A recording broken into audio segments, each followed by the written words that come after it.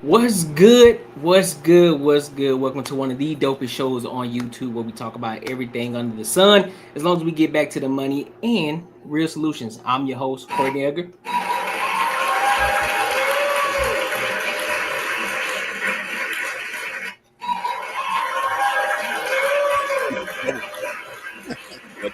I had to do a double take. You feel me? I had to do a double take, man. Look, today's going to be another dope session. You know, we got a lot of great topics to talk about today.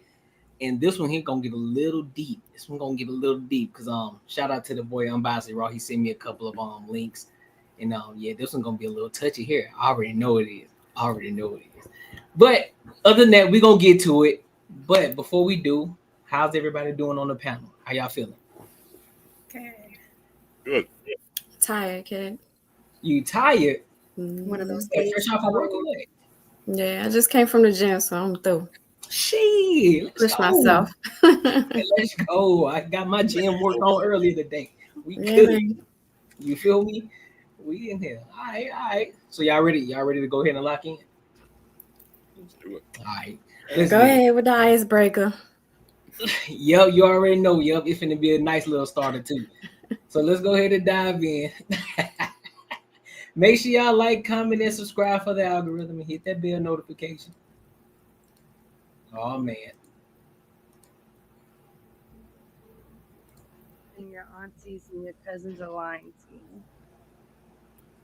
You are not better than. Neither are we. But if we did go tit for tat, I mean, do y'all really want to start taking polls? Because if y'all want to do the who's got the best twerk and who can do the dit and do, y'all got it.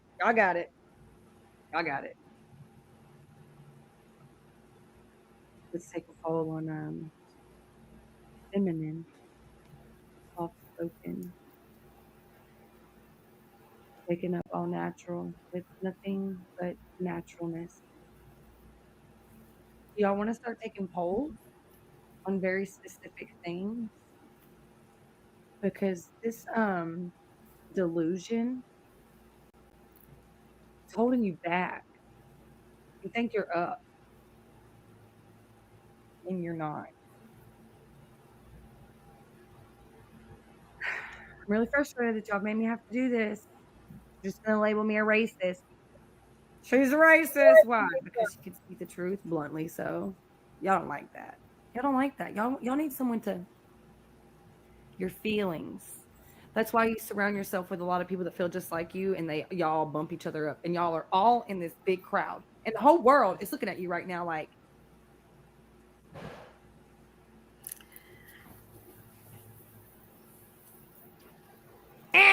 you lose. And it's not because you're okay. It's because of how you're acting. It's based off your actions and your words and your behavior. I know y'all. I know these brothers been trying to tell y'all this for a long time. They've been trying to tell y'all. Y'all didn't want to listen to them, right? Then they go tell the white tea girls and like, oh, they go tell the brothers. So they did. Let me look at you. Shit, fuck, they didn't lie. We're no lies detected. So stereotypes, right? There's stereotypes, and we can't do stereotypes, and we can't do it. When we can, right? We can over here, we can over there. Wait, this is okay. That's not okay, y'all. Y'all have made a lot of this little gray area. It could just be. Oh, she boring as hell. Right. And okay, but y'all want a gray area. So here's the gray area for you. Now you're just all in your feelings, and you can't figure shit out. Now you're just going to go battle yourself and be like, we are better. We are. Take it off, put it on, take it off. I don't know what to do with myself. You shouldn't have done that. All right, so let me stop you right there. Who wanna go first on this? Ladies. I'll let y'all girls go. Why we gotta go first? Cause I see it, Kate. Cause I see it. Nah, Shane. Go ahead, Ashley. I feel, my first instinct is to clear her, and then the second one is like, okay, let's have a real conversation. Just to start slightly clearing, how she uses her words and enunciates, some would say attempting to sound be okay, as he says. And so I'm just a little confused. And I feel like people that look like her can't get enough of talking about us. Like, so do I agree with anything that she's saying? Obviously not. I find it funny and entertaining. She was dragging it on. She doesn't know what she's talking about. Her hair is sorry. That's all. I'll leave it at that. Yeah. Go at her. What her appearance? Talk your talk. Talk your talk. I mean, you know, if you're gonna come for people, you have to expect that they're gonna come for you. And like, your hair is greasy, like you act black, be so for real. Like, you don't know what you're talking about. And then if we are gonna go tit for tat, let's in that space, like, who is the most educated in the United States? Okay, because I'm pretty sure it's not her. And so it's just little things where I'm just like, you're just talking. That's most of how I feel about it. Who turned her down? Some black man turned her down, and now she's upset about it. I agree. She just wants some attention. She just want. I don't understand. First of all, she acting high as hell. So she don't even need to be on here. Just talking shit about black women. She wants to have a competition with black women. Is she fucking crazy? Has she lost her mind? She's talking about how she looks and just she even said white tea instead of white. Like, it's not white tea, it's white. So she really has no idea what the hell she's talking about, and I don't have time for it. She can go. All right. She wasted her time, wants some attention. I don't know who she's trying to be better than, but it's not happening. Right. Marcus, what you got, bro? I see you making faces, bro. What you got? I was just laughing at this stuff, man. No, I mean, shit. What she explained to me was just women, period. But like you could definitely tell she date black dudes. Like she definitely. That's why I'm like, who hurt your feelings? She want to be at the cookout but talk shit at the same time. She probably thinks she got a place to make those things. But honestly, it just sounded like women shit to me. It didn't even sound like anything like specific to black people. It sounded like all types of women, period. Black, white, Mexican, whatever. You know, get someone on your side to agree with you. You'll go to each person till they agree with your ass, and then it is what it is. Be honest with you, yeah, I didn't know what the fuck she was talking about. But I don't even know why she even do the black shit in there. I think it's just all women. Yeah, I think it's because she does have a black boyfriend, and I'm guessing that because of that, a lot of women have of all races. I'm assuming all races have come at her. You know what I'm saying? I'm not saying that black women specifically have come at her, but the way that she's talking, I'm pretty sure she's got a lot of feedback in regards to the type of person she's dating, the way that she's acting, and we all can see it. To be honest with you, nah, she ain't it. She ain't it. I gotta look. I'm gonna be objective about the situation because normally I will go against the grain and say, you know what? Nah, she talking that real. But to be honest, just like Marcus said, I don't think it's a black woman thing or a white woman thing. I think it's just a woman thing in general. The way that she's talking, because you got great women that are black, that are feminine, and they are awesome, right? You got white women that are great, they're feminine, they're awesome. And you got Mexican women, great, awesome. But then you got a whole bunch of in all races that are shitbags. They are trash, they're horrible. So I'm not gonna speak on it just from a specific race standpoint. I think it's just a women thing in general, and what she's trying to, but you can tell she's trying to talk about the black people. Yeah. And so that's why I have to disagree with her in that aspect, for sure. Yeah, that was probably the most vaguest, like trying to get to a point I've ever fucking. Yeah, that shit was wild. Right? He was like, what? Okay. And that shit, what, 4? And then she still had another 2.5 some minutes left. A whole bunch of nothing. Yeah, you just talking at this point. You just rambling at this point. So look, just go ahead and cut that video short, man. Ain't nobody from listening to that shit. Cool, you got you a black guy. Cool, be happy about it. Cause Connor don't want you. Just being honest, Connor don't want you. So it is what it is. But yeah, that's and then in turn I feel bad. Huh? Like, I feel bad for her. You know, on the other hand, where I'm just like, dang, girl, you really hurt. Someone hurt you. Like, I don't forgive her. But on the other hand, I'm like, ooh, someone really pooped in your Wheaties. Yeah, she just talk. I think she's just trying to get some love. She's just trying to get some clout going. She's trying to stir the pot a little bit. I feel it though. It's content creation. Sometimes you got to take it with a grain of salt. Some people just doing it just for the clickbait, just for the clout. And I mean, I get it. If she feeling some type of way, she can feel how she want to feel. But that don't mean everybody gonna agree with her. But just kind of like how you and I had the conversation. Talk your talk. It's gonna be people like us who gonna say, nah, you bullshitting, or like, hey, I agree with you. So I do think it's crazy that people will say, like, on the race topic in our climate, especially online, like, girl, you have a job, and people are crazy. Like, you don't think it's gonna be sent to your boss immediately? People do it for less. Girl, she can't wait to be a victim. Cannot wait. Cannot wait. Go end me. Any final thoughts on this one? On this one. All right. Listen, make sure y'all like, comment, and subscribe for the algorithm, and make sure y'all hit that bell notification. So now I'm gonna turn the page, but we're still on the same chapter. I'm gonna turn the page. So we ain't talk about white women this time. We're talking about black women. So I did this on purpose, but it's not the same rhetoric that she was speaking. It's something different. So it's talking more so about dating. So I want to bring this topic up because I mean it's still pretty high, and this woman has been going viral on TikTok about coffee dates. So yeah, I want to go ahead and talk about that. So let's go ahead and get into it. Make sure y'all like, comment, and subscribe.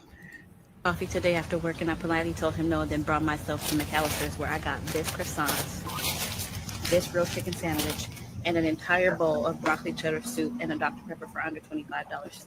Now, I'm not going to argue with you about how you like to date, just like I don't want you to argue with me about how I like to date. But coffee is never going to be an option for me.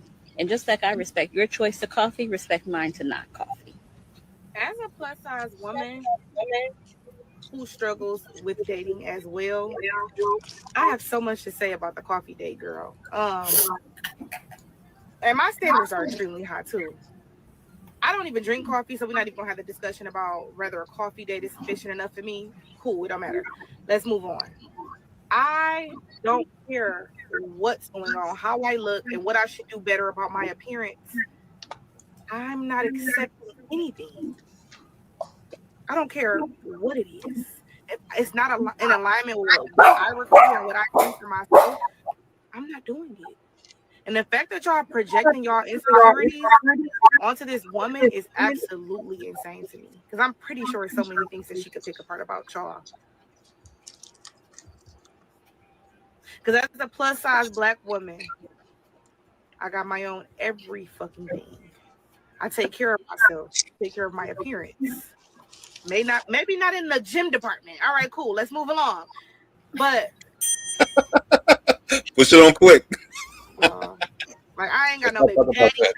I don't come with, you know what I'm saying? Like, please, y'all are killing me. Leave that fucking girl alone. I want the conversation to stop now. I don't give a fuck what she requires. She deserves it and do. Respect your choice to coffee. Marcus, what you got, bro? Man. Yeah, that's crazy. That is crazy. You know, it's cool to have your standards, but people should be able to tell you stupid. I mean, like, it honestly ain't got nothing. I mean, do a little bit. I mean, you can go ahead and judge, but that's just fucking rude. For one thing, that's just not a nice thing. If someone wants to take you for coffee, let them take you for fucking coffee. I think that happens with anyone. If it was some girl who we deem as being fucking drop dead gorgeous, she had an attitude like this, we're gonna pick her apart and say, hey, why you think you this good? You don't deserve this. Like, it's really just about being not humble, just being just straight up asshole. Really, I think anyone would do that with any gender. If it was a dude who thought he was a shit and said, yo, like, start throwing out this other stuff, most people be like, yeah, man, you ain't got it together like that, you know. So I think most people will go for her weight first, but the main thing is, yo, no one appreciates someone being some people call it standards, but it's really just being nice, you know, not being cool. So let me ask you a question, Marcus.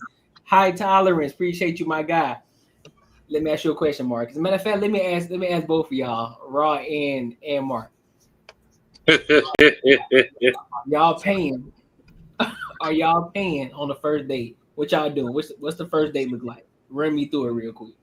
If I ask a girl to go out on the first date, yeah, I will pay. You said you would. So what does that number look like? Just on the broad. I think, well, typically what I do, I mean, I would take it when I'd go probably have some drinks. I don't know. It depends on what it is. Probably wouldn't get food on the first date. Probably go get some drinks and that shit, but that's pretty much it. I don't think I have a number of like an actual number on that, but it ain't gonna be done crazy. And if she keeps ordering them, yeah, that'll be our first and last. I'm telling you. So yeah, it would definitely be just cook some drinks. Raw, what you got? You said first date? Yeah, first meet, first date, whichever one. I don't know. It depends, cause first date I might not even take her nowhere where I gotta buy nothing. I'm trying to get to know you, so I ain't trying to go to no candlelit dinner or nothing. I can't really talk in there the way I want to talk. I mean, if we over there, I might be trying to see what your mouth do instead of paying attention to the conversation. So we need to go. I beg your pardon. I need to get to know you first before I start checking your table manners and shit. You know what I mean? But if I'm the one that did curate the date, and depending on what I got on the itinerary, being that I'm the one that invited you out and brought it up first, then yes, I'm paying for whatever I got going on. But if she over there begging for a date or whatever, she brought it up, then I don't know. I'm gonna have to play it by ear. In the back of my mind, I might pay, but she might piss me off midway and she stuck and she getting ghosted right after. So it just all depends. All right. So ladies, I gotta flip the question on y'all. So would you accept a coffee date from a guy? Go ahead, Kay. If I'm just meeting you, yeah. I like coffee. I don't mind a coffee date. I'm trying to get to know you. I don't want to be stuck at a dinner and I'm sick of you and the meal didn't even get here yet. I want to be able to get up and walk away, say thank you, goodbye. Okay. You know, if it's a second date or a third date, yeah, I'm going to expect more than just going for coffee. But yeah, no, I'm good with coffee if I'm just meeting you. So you good? So you good with Chick-fil-A on the next date? No, we're not doing Chick-fil-A, none of that fast food stuff. Unless we going somewhere else. We're hopping from place to place, yeah. But no, we're not doing premium chicken. What you talking about? Nobody can't beat them women cooking that chicken. Ashley, what's your answer? I personally don't like coffee, but I'm not opposed to like an ice cream date or something. I'm open to like, let's go to like a botanical gardens. Let's go to a museum. Let's go. Like I'm not expecting. Sorry, I don't know if I'm echoing. I am not expecting like $150 night. You know what I mean? Like, let's do some laser tag or something. Like, So I see both sides when it comes to her. Like for her and too, I watched her whole little thing on that, and she's more. I can appreciate a girl with standards and says exactly what she wants, and she's the type. She's gonna talk to you for quite some time before they even go out on a date. So I get why she's like, we already did all that. So you talking about Shorty on the screen right now? Yeah, she had a whole thing about explaining this situation. Standard. So she had a conversation with old boy and told him what she likes and what she doesn't like and what she expects, and he still wanted to take her to coffee. It's what it's sounding like. She didn't fully explain of like, this is exactly what I told him, but she said, I have multiple conversations before I even go out on a date with somebody. And like, so she gets to know them. And so he still chose that. So I can understand for her, she's like, you're already showing me how you're going to lead. Like, no, thank you. And I feel like people are allowed to have, preference and standards. So if she doesn't want to go on a coffee date, she don't have to. And she doesn't even like coffee at that too. Yeah, but being that you know the backstory, all these prior conversations, were they on the phone or in person? They work together. They're in person. I think Oh, not. they I Work don't know together. her He's life, trying to do coffee. and that is why That's she's like, funny. We still Oh good. yeah. Well, first of all, if we work together, I'm not taking you on a date. I've already seen you got bad manners and shit. I'm trying to go clap in the parking garage and call it a day. So we're wasting our time. I was just trying to get you away from the parking garage so we can have different scenery, different lighting on your forehead. That's the only reason I'm taking you out for coffee, and we can do it on our break. All that extra shit, yeah, miss me with that shit. I thought y'all had some substance. But hold on, She y'all got kids? What if he really liked her though, and he She got decided kids? to take her to coffee? oh, I don't know. I only watched like her little series about that, and she was clearing people too. It was great. That's a Hey, that's well, a one. shit. If he asking for a coffee, he must like her for some damn reason. I don't know why, but you know, That I is mean, scare her with from attitude the like that, job. hell no. I don't think You it's think she has an attitude? Thank you. that's I an think she attitude? states what she She's doesn't like. basically She has saying an like, attitude. that's not what I want. I don't like it. She's saying like she You know wants what to shit I have to don't go like? have a meal or something else. Why are You know you what shit mad? I don't like? And if someone else is gonna pay for it, you can find someone else at a coffee. They don't just have coffee. I mean, they got other shit you can drink. You drink stuff, right? You drink water, tea. I mean, you can drink something. I don't drink coffee, You know, but I'm always at Bikini Bean. Oh yeah. I mean, Oh my if God. a girl's to ever take me out, I would feel like a low life piece of shit, man. Like, no, I don't like it. Like, I would be like, I mean, yo, you, it's some shit that you like, and you You asking don't me want to a girl go. to take I mean, you out? what's that? You say you don't want a girl to take you out? No, I said if a girl did take me out, and I said I don't really like that, so I'm not gonna go. Like, I would feel like a piece of shit saying something like that. Oh, Because I mean, apparently women got all these magical volunteered standards. to take me out. Because my standards is if you ain't got no kids, why the fuck is you big? If your thyroid isn't working function, why are you at a fucking caloric surplus? Man, you see that shit she was eating. You see that shit she eating in that video. I think that also plays a part on why people think the way they think. Is one, because I think women, people view women as we should just accept whatever is given to us and then move along. And then I think too, because of what, you know, she looks like to certain people, they also then lower that bar even lower to you should take whatever. And I just agree with that. I think I understand. Well, here's the thing. I agree. You know what I'm saying? You should have your standards. You should, as a woman, you should have a standard at all. As men, you should have standards. Everybody should have standards. But that doesn't mean that you're above reproach. That doesn't mean that you're above criticism. If you tell me, if this woman right here, now I'm not gonna bash or anything like that, but we got to be honest about the conversation and the situation. Can she still have standards? Absolutely. See, if you telling me about a coffee date and I genuinely like you and I genuinely want to get to know you, all I'm asking is for a coffee date because it's more intimate. We ain't got all this extra shit going on. We just having a coffee. You can get your refreshment. If you want to drink coffee, you can drink a water or you can get whatever those little berry blasts, whatever the fuck they got at Starbucks. We sit there, we have a conversation right outside on the little porch joint and we talk shit. We can just walk for all that I care. But this is the issue with a lot when it comes to dating for a lot of people today. You got these high standards out the gate. It's like, high why do you standards is coffee? Huh? yeah, High if you standards like is not somebody, having coffee. Just you like because somebody, it's intimate because then you're not a work because here's the thing. Some other dude is getting it for a lot less. man. she like him. There's another dude. On There's the another real? dude who ain't doing none of that, ain't doing no coffee date, and he knocking that shit down. So why is it that you feel as if I just want to get to know you and talk to you, have a conversation? Why do I need to do all this take you out extra shit? We need to Man, talk, have as a conversation. player 2 times retired, I don't give a fuck about them other niggas. To be honest, you just gave us a slight backstory that we didn't have. They work together. We can be having a conversation, minding our business. I'm feeling you. The way I'm gonna talk to you a little bit more different. I'm gonna talk to some other people. Motherfuckers is nosy. I ain't trying to violate HR policy. I'm trying to take you off campus for 15 minutes and get to know you a little bit outside of here, since the only time we talk to each other is at work. So that's the whole thing. I'm not trying to sit with you for 3 hours and be intimate. I'm not finna go get you a bottomless fucking seafood boil knowing you finna eat every fucking crab out of fucking The Little Mermaid.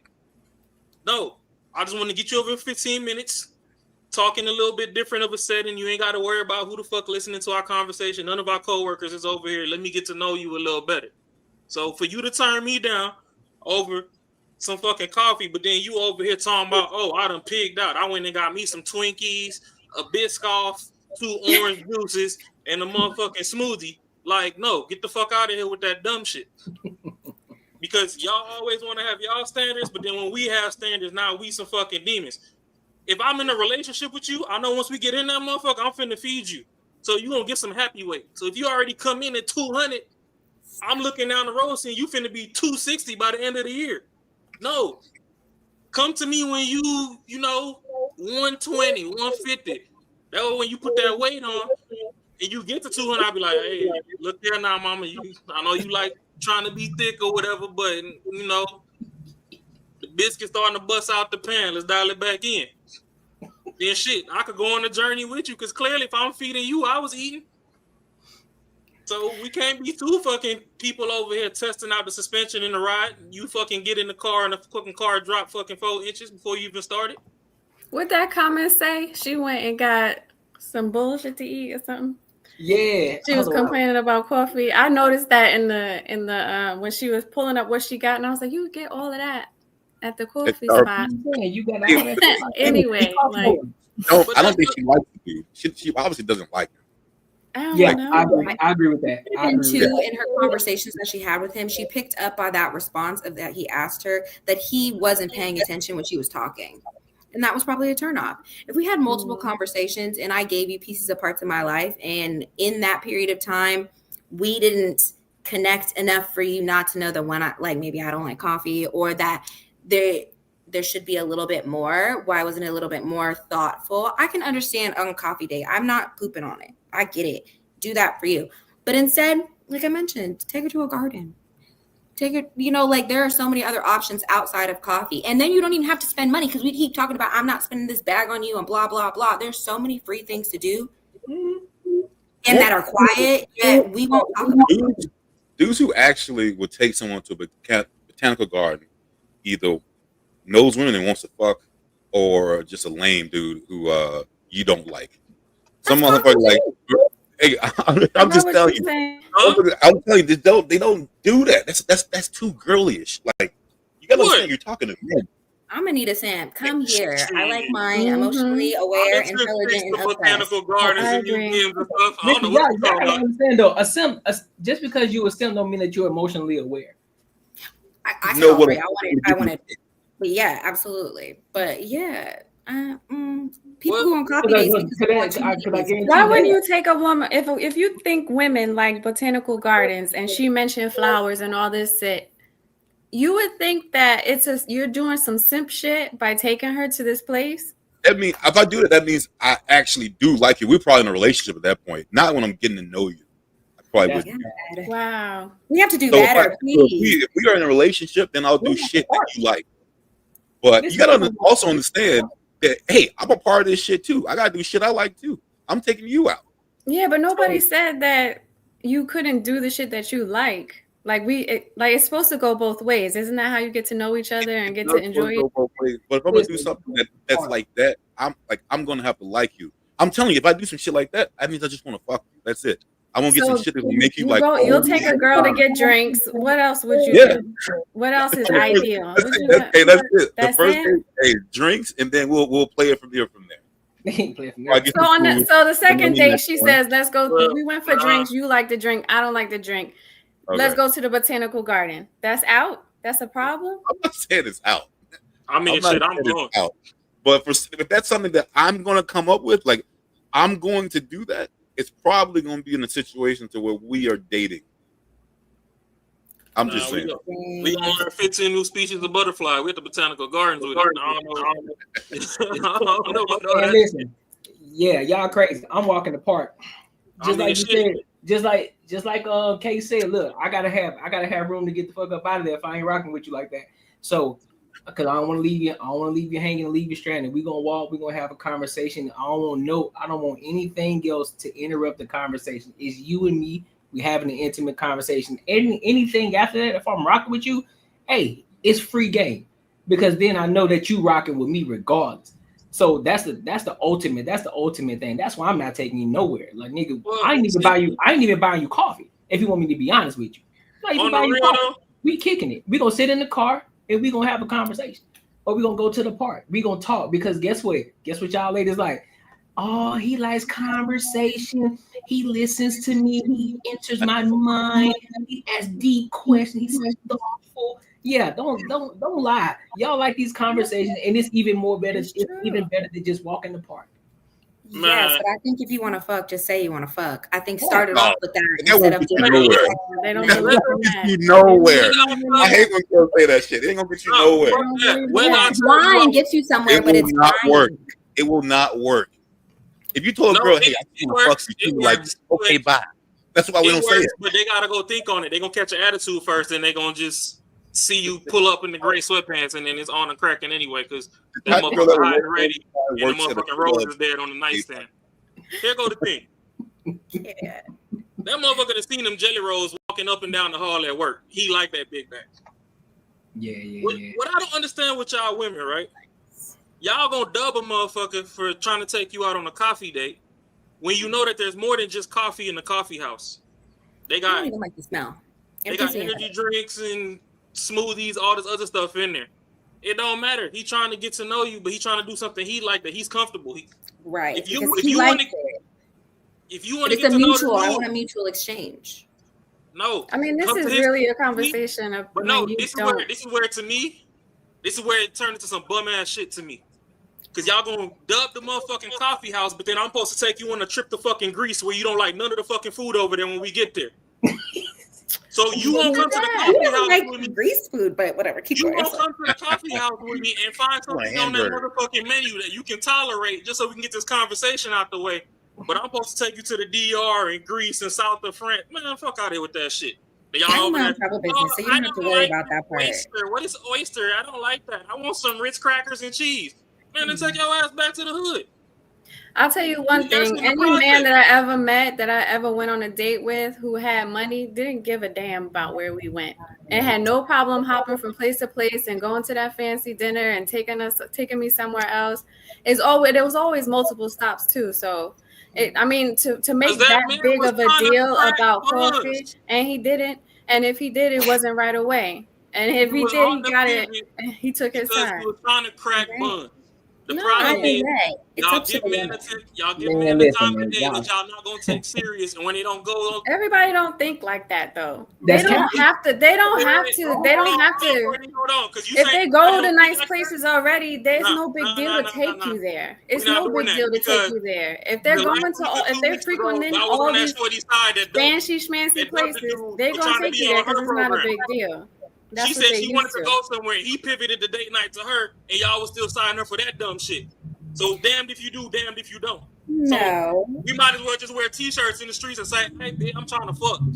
Please, thank you. You might as well. You will find who you're looking for. You just and we weed can't them take us to out. the hookah lounges y'all want to go to. But if I tell you come over Netflix and chill, you talking about that's too intimate. Not. But if we in the car driving, I'm supposed to put my motherfucking hand on your thigh so you can feel all bubbly inside and get a Snapchat for all the other people that you got in competition. Are you gonna get the hand in the watch? No, you feel me? They ain't gonna post the face. They just gonna post a little wrist. Right.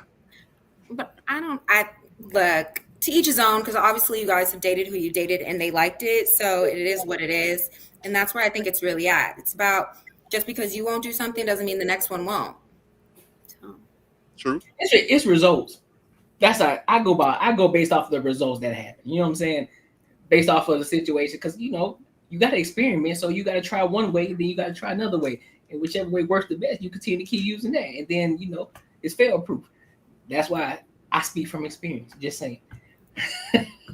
Dubbing me on a drink and then going on a high calorie. But that's in my past though. That's in the past though. Let me clarify. That's in the past. It's in the past. Just saying. So let me make that clear. Back there. Coffee in Colombia is crazy, Tech. They about to go pick the beans by themselves. Show her the whole process. Like, let's go to Colombia so I can see that ass in them tights. Bend over and pick them beans. Bro. It take 32 beans to get an espresso shot. You got to go find 8 more. Bro. So look, any final thoughts on that? Yeah, man. If you doing this at work and you're asking a girl, you know, anywhere you want to go, anywhere. Obviously, you want to like her. She doesn't like you, bro. Like, just cut your losses. It don't matter. You could have walked the work parking lot, and she would have been happy if she liked you and wanted to get to know you. So don't even. They probably did that already, and she was not trying to go get coffee. All you gotta do is go on Snapchat or go on Facebook, find her friends, and take her friend on that coffee date. You ain't shit. Damn show ain't. But I mean, I feel. Hey, let me. Hey, will you girls answer something like truthfully? Absolutely. Do you set like, not, I wouldn't say like not crazy expectations, but higher expectations if you're not really feeling that person right off the bat. You think maybe you do something like this, you go to something, this might trigger something. That's the reason you kind of sometimes set those real high like standards. Or maybe if I'm not really feeling you, I'm not really going. That part. And if I'm not really, if I'm like, maybe let me fill him out, I'm down for the coffee date because I might want to go, might want to get the hell out of there. So no, I'm not going to raise my standards just because somebody that I'm not feeling is trying to take me out. That's stupid. Did she give an alternative as to places she likes to go? And when she was giving the backstory? That I don't know. She didn't say. Yeah. Okay. I think could at least pop us off with that. Like, yeah. I think to each his own on that as well. When you're looking for a certain particular type of man, maybe that's something you want to do. Maybe it's not. Maybe she filled that out already, you know? So. At the end of the day. Yeah, but when he get a promotion and he fucking. Hold on, bro. At the end of the day, if she rocking with you, she gonna go wherever with you that she want to go. If she I'm not going to call, but I'll give another option. If you really rocking with him, you will go. I don't like it. It next door. That's fine. You ain't got to get it. You just we can walk up and down that little queue, you know, where they got all the stores, where the coffee's at. That's fine. But I don't want to go in it. But I get what you're saying. But you gonna go with him though, because you rocking somewhere. Somewhere she's gonna suggest something else and go. You gonna grab that coat. You gonna be on the coattail. Like, hey, what's good? Because you rock with them. If it's brand new, you can go wherever they want. Y'all can lie to me. I don't agree with that. No, I think it is. I would have just given another option, and I would have said like, "Oh, I don't like coffee, but are you cool with over here?" And then see how that went. You know, that's fair. I don't fully agree that they go because I have ran into a couple that they will decline the offer, and I mean they might do it with a heavy attitude or whatever in the heat of the moment. Then you give it 48 hours, and they're like, "Hey, you know, just so you know, I don't really like how I done told you 5 times that I don't like coffee, and you still tried to take me to the coffee shop." So, that's on you. That's on you then. Right. You're not even listening. That's on you then. That ain't got to be out there. Yeah, I listen. You know what I'm saying? I'm like, all right, cool. You don't like coffee? All right, it is what it is. But I'm finna go get the coffee. You sit in the car, and I'll be right back, and we go somewhere else. I mean, listening or not listening, shit. Half the time, stuff that men say, fucking the women just be sit there in the days not listening either. You always gotta flip it, goddamn. That's true. That's true. Why I always gotta I don't know why you always gotta flip it. Why y'all flip shit all the time? Everything a man fault. No. Facts, tech. Facts, tech. Coach around. No. Facts. That's a fact. I mean, yeah, that's true too. That's a fact. But I'm not gonna always gotta flip it. I'm just telling you what I've seen. So my reality been a little bit different than most people's. I mean, the internet could do what the internet do, but I done seen shit happen in these streets. So it's a little bit different. That's why y'all think I'm crazy. I done see some crazy shit. So I done seen girls, hey, they might dub you in the heat of the moment, like, damn, this stupid ass motherfucker. The one time I got a fucking free 30 minutes, got a babysitter, whatever, and he's a dumbass still bringing up coffee. Whole time she don't know the reason you brought up coffee was shit. You just worked 18 hours and you tired as fuck. So just like Courtney even said, you might not even be trying to get her nothing, but it's like, hey, roll me to the coffee shop real quick. Now that we can get some in-person time, I'm trying to go grab me a drink. He ain't got to explain everything he doing. Just roll with him. Hop in. Who knows? You might have got there and then, you know, as a gentleman, he's still going to ask you one more time, even though it's irritating you. So it's time number 8 that he done asked you if you want a coffee. You say no. And then he get his shit. take 3 squigs. Now that he back in the game, all right, boom. My fault. I know you did say that you don't like coffee, but I was tired. Whoop-de-whoop-de-whoop. Where would you like to go? How about we, pivot? Let's go to Cold Stones and get you an ice cream or something. I know you did say that you like cold shit, but you done missed out on the pivot because you wouldn't even fucking show up to the game. Facts. I think at the beginning, though, like, not first impression, but the beginning is prime time, and like we're supposed to like sit and wait after you did all you're not listening, you're all these things or whatever. Like you're showing us how you're going to be throughout the relationship already at the beginning. No, this is your interview. Like, no, not really, because it's a relationship between two people. If you're trying to curate a relationship, you should know that within the course of that relationship, technically you somewhat become each other's parent. You got to still mold the person to you. So if they overall got what you're looking for, they got the 6'6". They the perfect devil for you. They got the 6-figure job. They 6 feet, 6-pack, whatever the fuck they got, or however the fuck y'all want to have y'all standards. And when you saying and you're not listening, you saying 5'9", 5'10". We going for 5'9", 5'10", because that's what a big dog's at. You feel me? That's what the big dog's at. Listen, fuck them 6 feet. Fuck them 6 feet niggas, man. Hey, tell them when you stand on the racks, you 6 feet. But the thing be, y'all, I don't know. This shit just be dumb to me. Yeah, motherfuckers be trying to get $100 dates and be dubbing motherfuckers on the $20 dates. Sometimes you gotta build.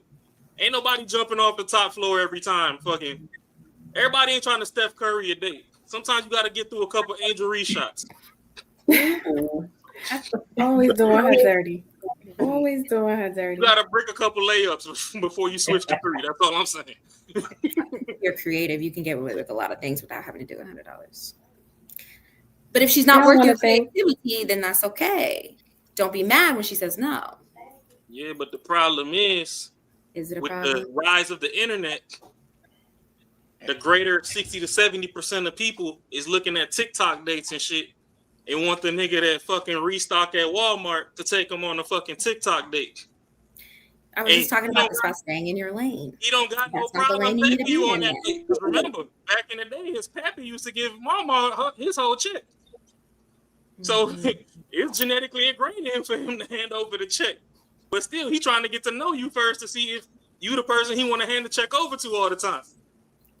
So you double on the $5, you might never ever get to the 500. Hey, dudes don't listen to everything. You don't know that. I don't mean y'all better learn. But the good men can hear very well. No. The men that can communicate can hear very well. The men that are intelligent and can make good decisions, they can hear very well. My girl's emotional. I'm about to leave her. Like, I'm done. I'm not like that girl. You can hear very well. Yeah, you know the girls are emotional. You want him to do until he get that CUDA hole. Now, after that CUDA hit, if it was hitting on something, he still listened, then you know he like you. Up until then, that motherfucker trying to get some draws. So keep going over there thinking, oh, he listens to, he listening to you and the other fucking 13, he texting back. This is what I'm saying. Like, this is your interview. This is prime time. This is your time to shine. And if you were going to fumble so early, you lost already. That's your fault. You're bad. So don't start saying you can't finish neither. How I lose? I'm the trophy. I got the money. I'm the one that's going to lay you up in the house and retire you. You need me.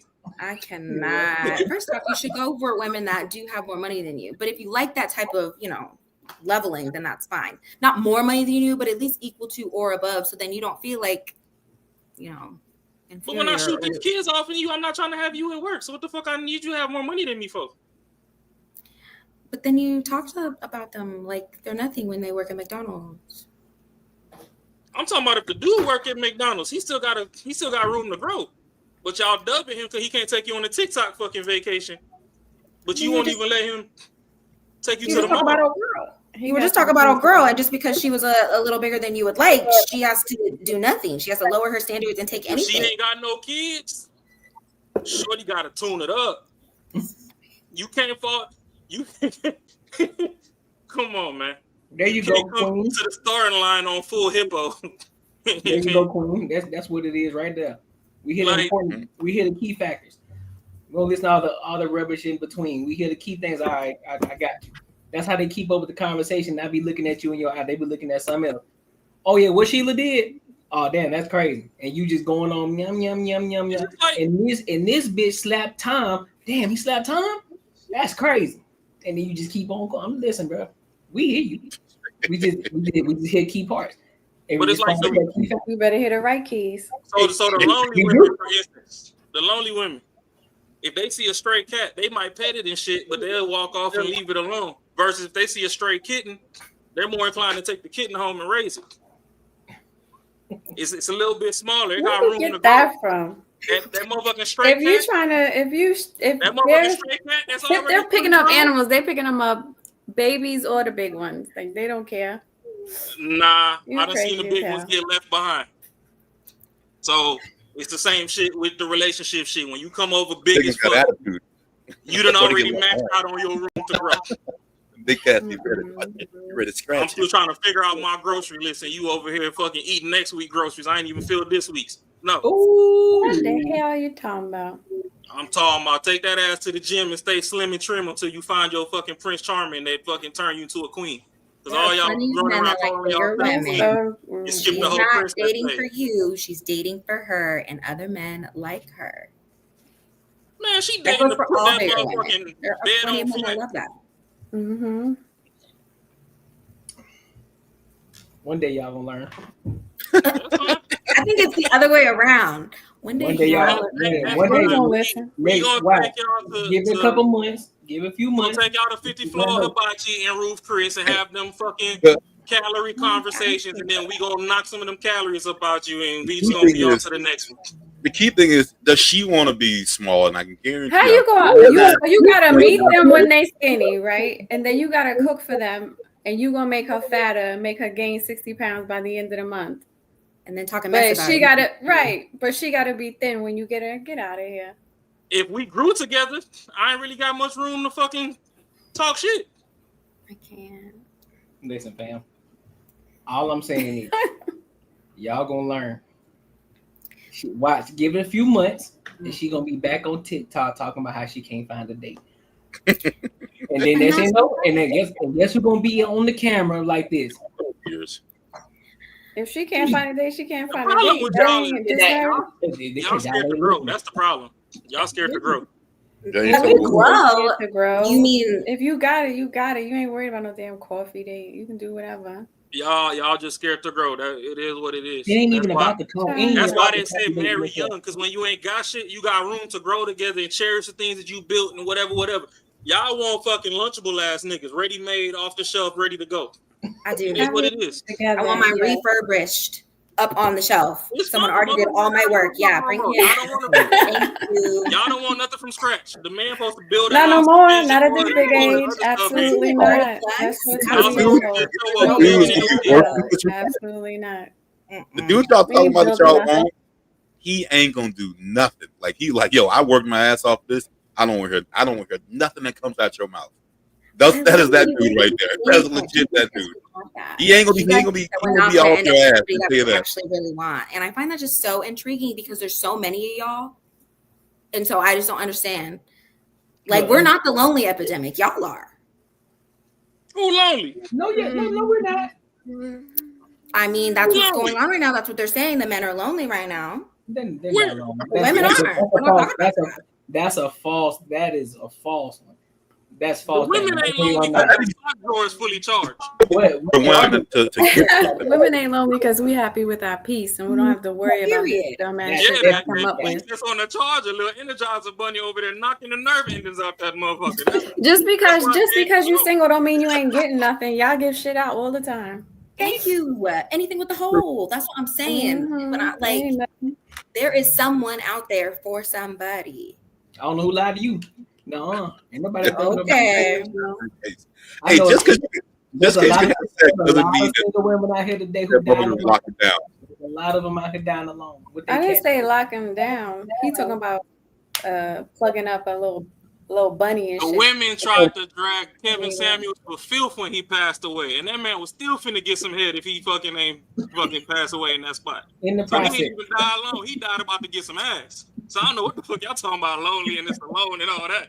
It might be the same for women. I do get it, but like it's the same thing. I believe that too. I believe y'all be busting it open 100%. We know that's why women wait till they That's 40 not years what I'm old to saying. finally want to settle down. Listen, you just told them y'all said y'all know y'all be busting down. So that's why a lot of I said just because he talking about the bunny and stuff that we all over here with the roses and falling apart and suffering and shit. No, if we want to go out and get some, we can go out and get some and come back right back to our peace too. Life ain't all about the damn batteries we got in our nightstand. That shit sound good. No, it's the truth. That's why it sound good. It sound good. It sounds No, good. I have no doubt y'all can't go and get ass every night from different dudes. Oh, like, y'all can flip the damn story. That's what you're talking about. You're talking about you can go out and get some dude to say, I want to be in a relationship with you. Especially both of y'all, 100% y'all could if y'all wanted to.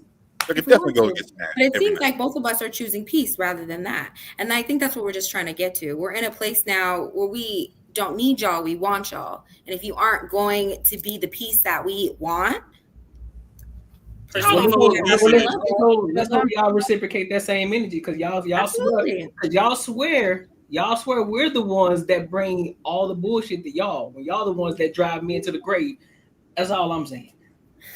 I'm telling you, I ain't never seen a woman die. I ain't never seen a woman get drove to a grave by a man. But I've seen a lot. Are you crazy? Why do you think? I ain't talking about domestic violence. I ain't talking about. No, it's not. You don't think men stress women out? Why do you think they start going crazy? Why do you think they start? We don't stress y'all out. Because y'all are more sporadically emotional than we are, so therefore it may seem more dramatic. A woman will take shit for a very long time, and then when she starts getting crazy because she has dealt with so much shit for because we will let shit go and we will take shit because we're so strong for a very, very, very long time. And then when she starts blowing up towards the end of the relationship, y'all want to get all mad and say she's crazy and she's got problems and I don't know what's wrong with her. And all of a sudden, and she used to be like, and that most of the time, 9 times out of 10, it's because y'all drove her to that point. Yeah, but you just proved the point though.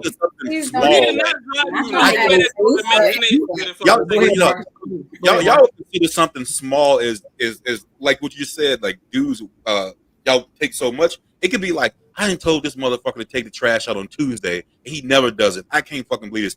But the trash man don't come to Wednesday morning. He takes out Wednesday morning. Like something like that would stretch y'all the fuck out, and you'll think that's an actual problem.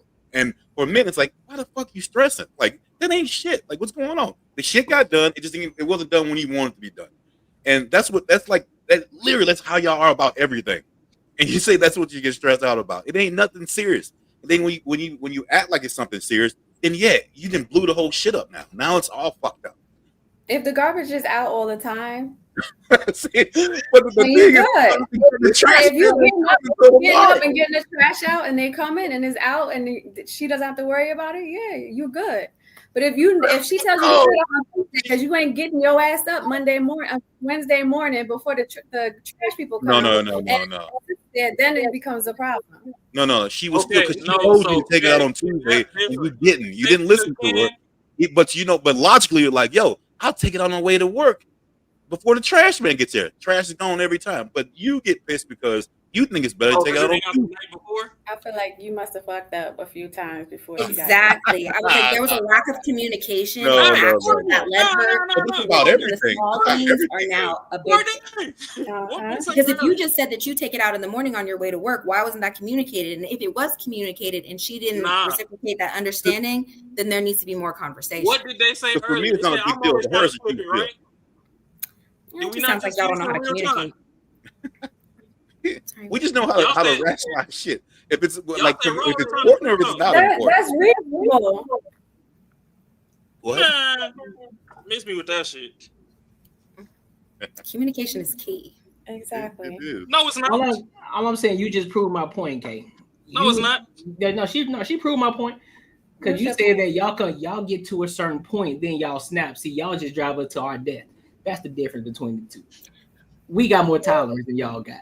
That is not true. Look, we willing to endure with y'all bullshit from point A all the way to point Z and still be rocking with y'all. But off something small, let's just use Marcus as an example as far as trash cans. Look, I said I'm gonna pick it up tomorrow. Why you on my neck? Because I want it to be done right now. All right, well, you take that motherfucker out there. No, I don't want to take it out. Well, why the fuck you on my head then? I said I'll take it out tomorrow.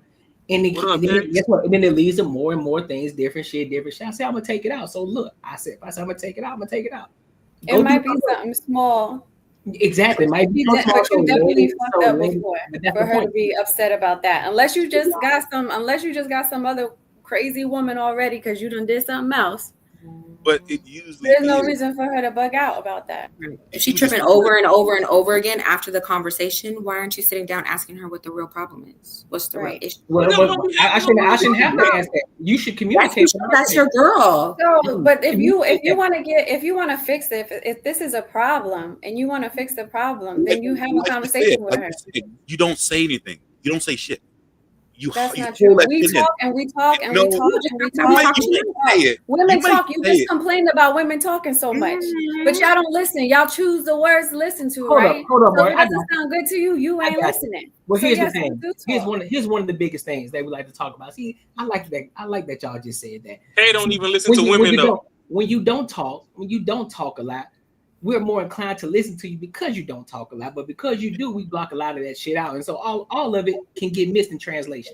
So it's like, man, all she doing is talking, and you miss it. You know who you dating. You know who you dating. Nah. If you're with a girl and you know she talks and you don't like a talker, then don't date her. Why are you with her? Why? What are you doing? To communicate, not talk a lot. Say communicate. So when something's wrong, I'm not a mind reader. If something is wrong, you come and tell me, hey babe, listen, can I not hey, let me talk to you, let me tell you about none of that. Look, babe, I want to talk to you. I've been feeling some type of shit. What's good, babe? I've been feeling like this. I've been feeling like that. Don't talk at him like you his mama. Talk to him like he your man. That's the difference, because a lot of y'all start talking at him as if he your kid, as if he your mom, and then next thing you know, he shuts down and say, all right, man, she just ready to nag about some shit. But if you talk to him with love, respect, as the king that he is, once you do that, he's gonna be more receptive to that information. Like, I got you, babe, don't trip. But if you're always complaining about something, then he's gonna turn around like, all right, bro, you got a problem, you got an issue with everything. What else is it today? That's the difference. You should talk about it. If you realize she's complaining about everything, then bring it up. It goes both ways. If you realize she's bugging out over every little thing, then you're like, okay, something ain't right. Let's talk about it. Sometimes she might just be frustrated, might just be complaining about every little thing because she's frustrated about something and she didn't realize maybe, I need to sit down and talk to my guy about it. Well, that's her. You don't just ignore her. Get to the nobody's ignoring her. If she's nagging and she's doing all that extra shit, nobody's nagging her, but it's her responsibility to bring it up and communicate that to me. Because if I'm doing something too, let's just not just act like we just sitting there watching TV, watching the game, even though sometimes we are, because that's our piece. But if there's something that you really want to talk about, you feeling some type of way, bring it up to him. Don't just sit there and expect us to say, oh shit, babe, like, damn, what's going on with you? Because to me, they really don't give a fuck, because they just focus on the game or whatever the fuck they're doing. So if you got an issue, bring it up. Don't bring shit up to me. Ain't too many women not bringing up issues. Right. It'll be too late. Don't bring it up. See, this is why I took my take. Don't bring it up to me, because the problem with y'all is some of y'all wait until the heat of the moment when the man is actually enjoying himself to bring shit up. Y'all could go to the coffee date that y'all ain't want to go on or whatever. Y'all huffing and puffing and won't say shit, then get back to the crib. Now he done finally turned the TV on. He ain't got no DVR. He can't record the game. Y'all know this shit. He in the middle of some shit. Now, I just feel like it's funny how I don't like coffee and you fucking took me up to that motherfucking coffee spot. Like, what? Is it because of the way the bitch smiled in the window? Like, no, it's because I was fucking tired and I needed to pick me up. Y'all bring shit up at dumbass times. That's why a lot of men don't like this shit. She said she didn't want to, and then you complained, and now she's telling you afterwards, and then you're complaining. Complaining at the wrong time. Complaining in the heat of the moment. When the motherfucker get off for that motherfucking 14-hour shift, he come home. You don't know what y'all want. You don't know what y'all want. That's what I'm saying. Y'all talk about us, but y'all are the same way. Okay. I just told y'all what it is. When we done took y'all out the streets and put y'all up in that motherfucking house, y'all was in that house. Ain't nobody take you out. You ain't take nobody over the street, honey. That's why we told you to get it together. No. Women. I know I ain't taking y'all out of there because y'all trying to hide in the house because y'all scared to fucking interact with people. No, I need you to start dating better women and then come and chat with me. Thank you. I date all kind of women. You don't know the kind of women I date? I don't know, because the ones that you talk about sound like they work at McDonald's or don't have a job, and that's why you're mad. All the time. I done dated fucking CEOs. So what the hell is you talking about? So why don't you talk about those put ones? them on for the It sounds like handfuls. majority is not up to par. No judgment to you. I'm just saying. I think you'll have a different approach on how you see women if the majority are better. Talk to him. Talk Better to than him. what? Better than how you feel Better about than women. that. So when we talking the generalization of things, we talking about what we see.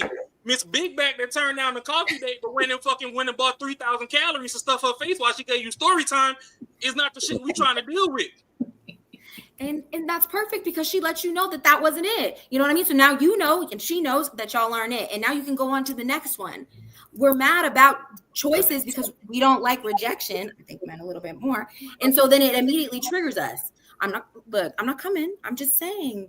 That's the reason why women are getting shot when they say no. That's the reason why women are giving out fake numbers is because y'all don't like rejection. So we don't have to get into all that. But I'm just saying. I ain't gonna let you slide with that ass. Marcus and Courtney, I ain't gonna get into that with her. Y'all handle that part. No, I ain't gonna let you slide. We had this conversation 2 weeks ago. We don't want to do this one. We don't have to dabble. That's fine. Because I was gonna say, nah, that's cap. I was about to go in. Nah, nope. That's cap. Stand on it, but we don't have to dabble. Yes, I'm just gonna let it go. Okay. Yeah. Go ahead. Your imagination has won on that one. Dive into the Courtnee Edgar Show Super Chats. Yo, crazy. You see that thing up there? Yeah. Shout out to that boy High Tolerance. Appreciate you, big dog. For the big one. I feel it. I like it. So look, let's go ahead and go over and pivot to the big topic of tonight. Shedeur Sanders. Yeah, buddy. Shedeur Sanders. I don't know if y'all been keeping up with it and what's been going on, ever since he came out of college and all the uproar about him being drafted in the 5th round. A lot of people argue that he should have been drafted in the 1st round. They trying to make an example out of him because of his dad, Deion Sanders, and so many different things. And they just had their last NFL game, last preseason game, and most people are giving him shit about the performance he had versus his first game. Because, I'll be honest, he had a pretty bad game. But there are other nuances. There are other factors that came along with him having a terrible game.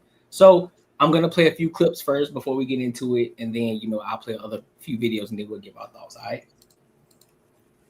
Let's rock out. So I'm going to play the highlights first. I can't play this out. And Sanders the throw. Flushed out of the pocket, looking, dumps it down and connects with Sal. The team, and he's really been everything the Browns have wanted when they drafted him. 3rd and 5, Sanders is going to run, and he will not get to the first down. The offense has been really impressive. And then the second part is just like his physical and mental toughness. For him to be out here so soon after his oblique injury is like that.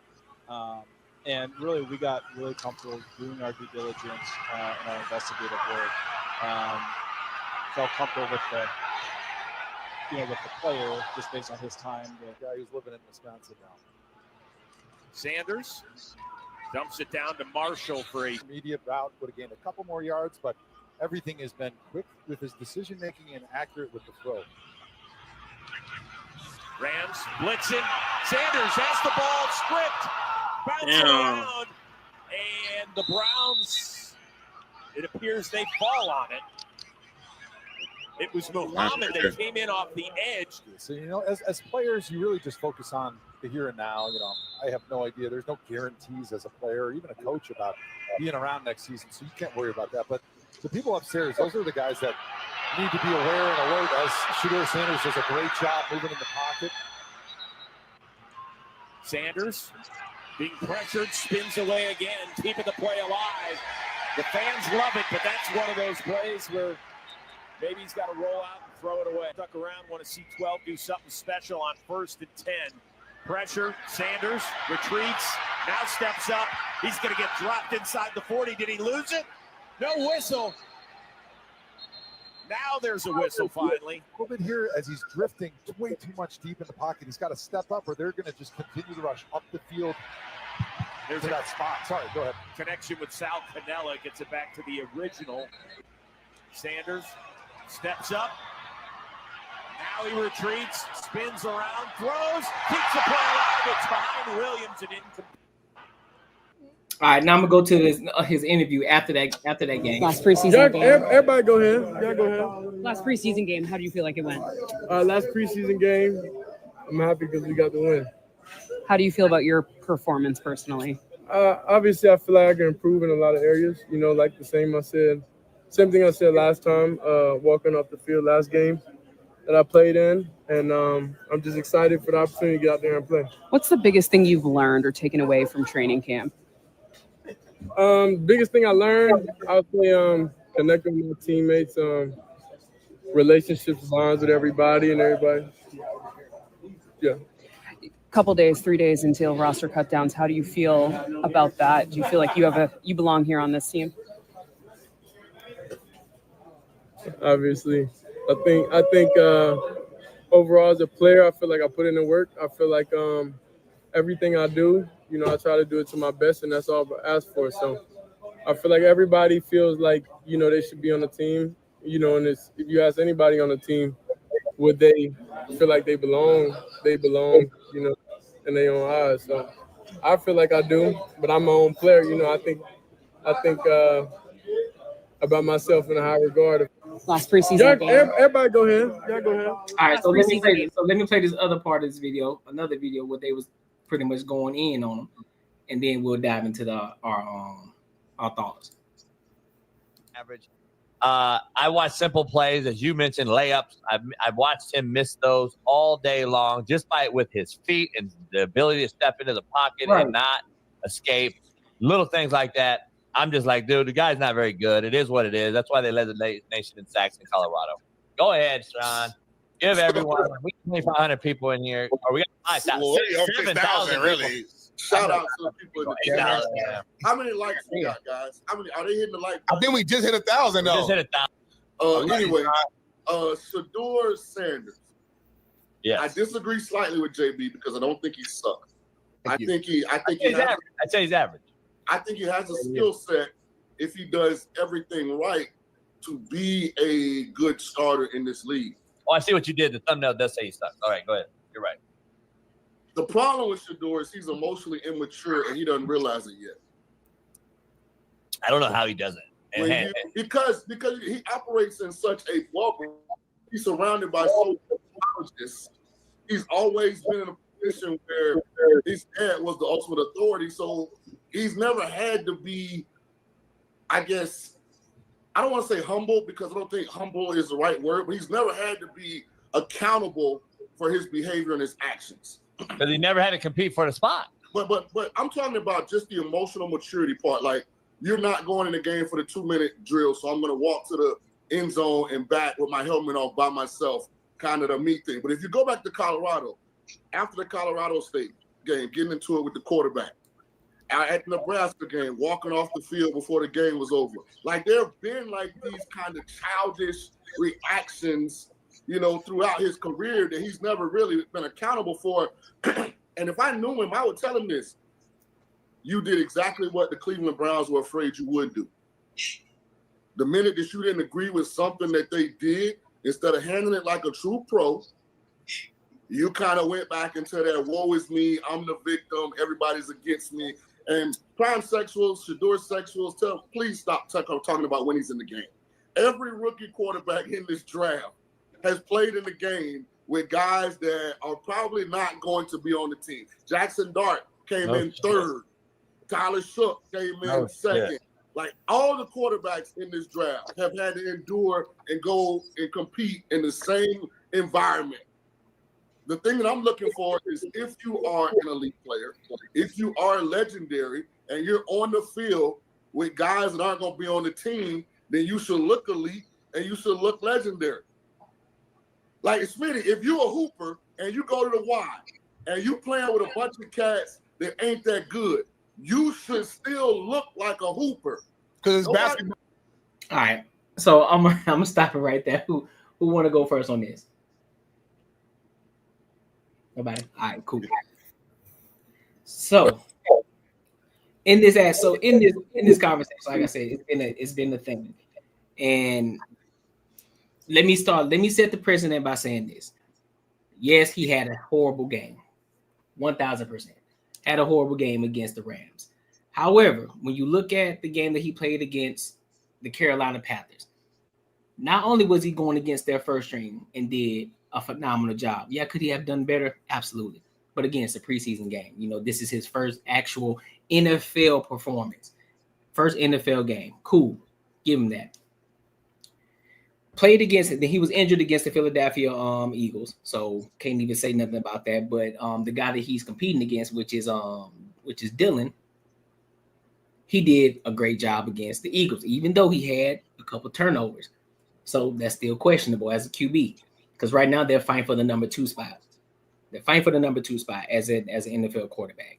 So then you go into the final game of the preseason. Now you got the Rams, the LA Rams versus the Browns. So they play Corey Dillon. Corey Dillon did a pretty good job, you know, considering the fact of the linemen that they had in the game, the play schemes that they had. Did a great job. Shedeur gets in the game. Y'all just saw the highlights. Y'all just saw exactly what the highlights were. Now, that's not me taking away from his performance, but what I am going to say that I did mention that there was nuances in that whole game. For one, he was playing with the third. It was a straight third. I think somebody got feedback. Probably got feedback. Yeah. So it was a third stringers that was blocking for him. So as you can see, they were sending everybody at Shedeur. Now, were there a couple of times where he could have made a run for or threw the ball away? Absolutely. But again, it's a rookie mistake. You're going to learn that over time. You're going to get better. Those are things you got to understand. But what I don't understand is the fact that you knowing that you're about to waive the next quarterback that they put in the 2-minute drill, he got cut. They knew he was going to get cut. So because you cut this quarterback and you decide not to play Shedeur for the last 2 minutes, which is what he was talking about him walking up to the end zone with his helmet off and walking back, saying that that's emotionally immature, which I don't see that as emotionally immature because we don't know what he was thinking. We don't know why he was walking up to the end, walking down the sideline to the end zone. We don't know any of that. We just looking at it from a different standpoint. Like, oh, well, he shouldn't have been doing that. It's emotional immaturity. We see many quarterbacks come off the sideline, smacking their fucking helmet down, pissed the fuck off. Nobody has anything to say. Even the GOAT, Tom Brady, done it himself. Nobody had anything to say, but they said, oh, that's just that competitive nature in him. But because Shedeur does it, because this cat has some bravado and his dad is Deion Sanders prime time, everybody got something to say. Now he has a target on his back. That's how I'm looking at it. Cool. You can say whatever you want about him. You can look at it from a standpoint of, well, we're just critiquing his game. Cool, critique his game. But when you start to talk about the things that goes on off of it, outside of just critiquing his game, then that becomes an issue because we already know he had a target on his back since Colorado. You're talking about the same thing that he was doing at Colorado, yeah, because he didn't have no fucking blocker, so he got to fucking run. When you give him max protection, guess what happened? He makes plays. He makes things happen. And he done it at Colorado. When he get max protection, guess what? He was the most efficient thrower in Colorado in college. So this whole BS about him sucking or whatever the case. Then to fast forward, this whole Deion Sanders situation, they need to let that go. They need to let him do what he do. He's gonna be a great player. Put it like this: Tom Brady himself, he wasn't a starter. He wasn't the top draft pick. But guess what? One of the greatest to ever do it. So Shedeur is in that same position. And I look at this situation as the Bronny James situation. I look at it in the same situation. Everybody was on his neck. They only had 2 performances. They was at his neck. Oh, well, he sucks. He's trash. He don't deserve to be in the NBA. Yes, he do. He shows that he does. Same thing as Shedeur Sanders. So I think that it was emotion to try to prove a point because they don't like this. They don't like this rookie kid who got all this bravado, who got this swagger, who got this confidence. They don't like that. And this kid here, he just want to play football. He already got the money. He don't need it. So if he don't need to be there for the money. He wants to fucking play. He's passionate about the fucking game. So that's my 8 cents on it.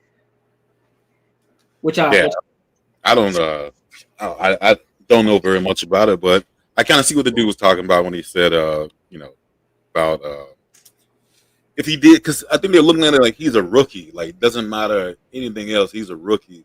But the thing is, he does stick out though. Like, people are gonna go at him because who his dad is, and how the shit is in Colorado. So that's 100%. That's going to happen. But that's what we all call life, man. It is not fucking fair.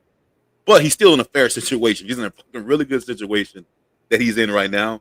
But people are going to look at him and critique him a hell of a lot more because Deion was his coach and also who he was.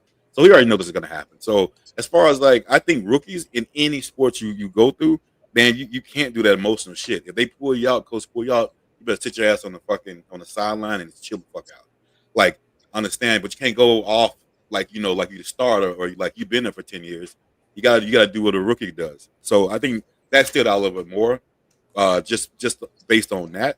But anything else, I mean, shit, he's a rookie, man. He's gonna suck at first, like, or he's not gonna be the best. But I still think that in about 2-3 years, yeah, he's gonna be up there with one of the probably like the best quarterbacks, not the best quarterback, but in the league at that time, he'll be up there with number 1 or 2, 3, somewhere around there. It's the Cleveland Browns too, so they can't never keep a quarterback.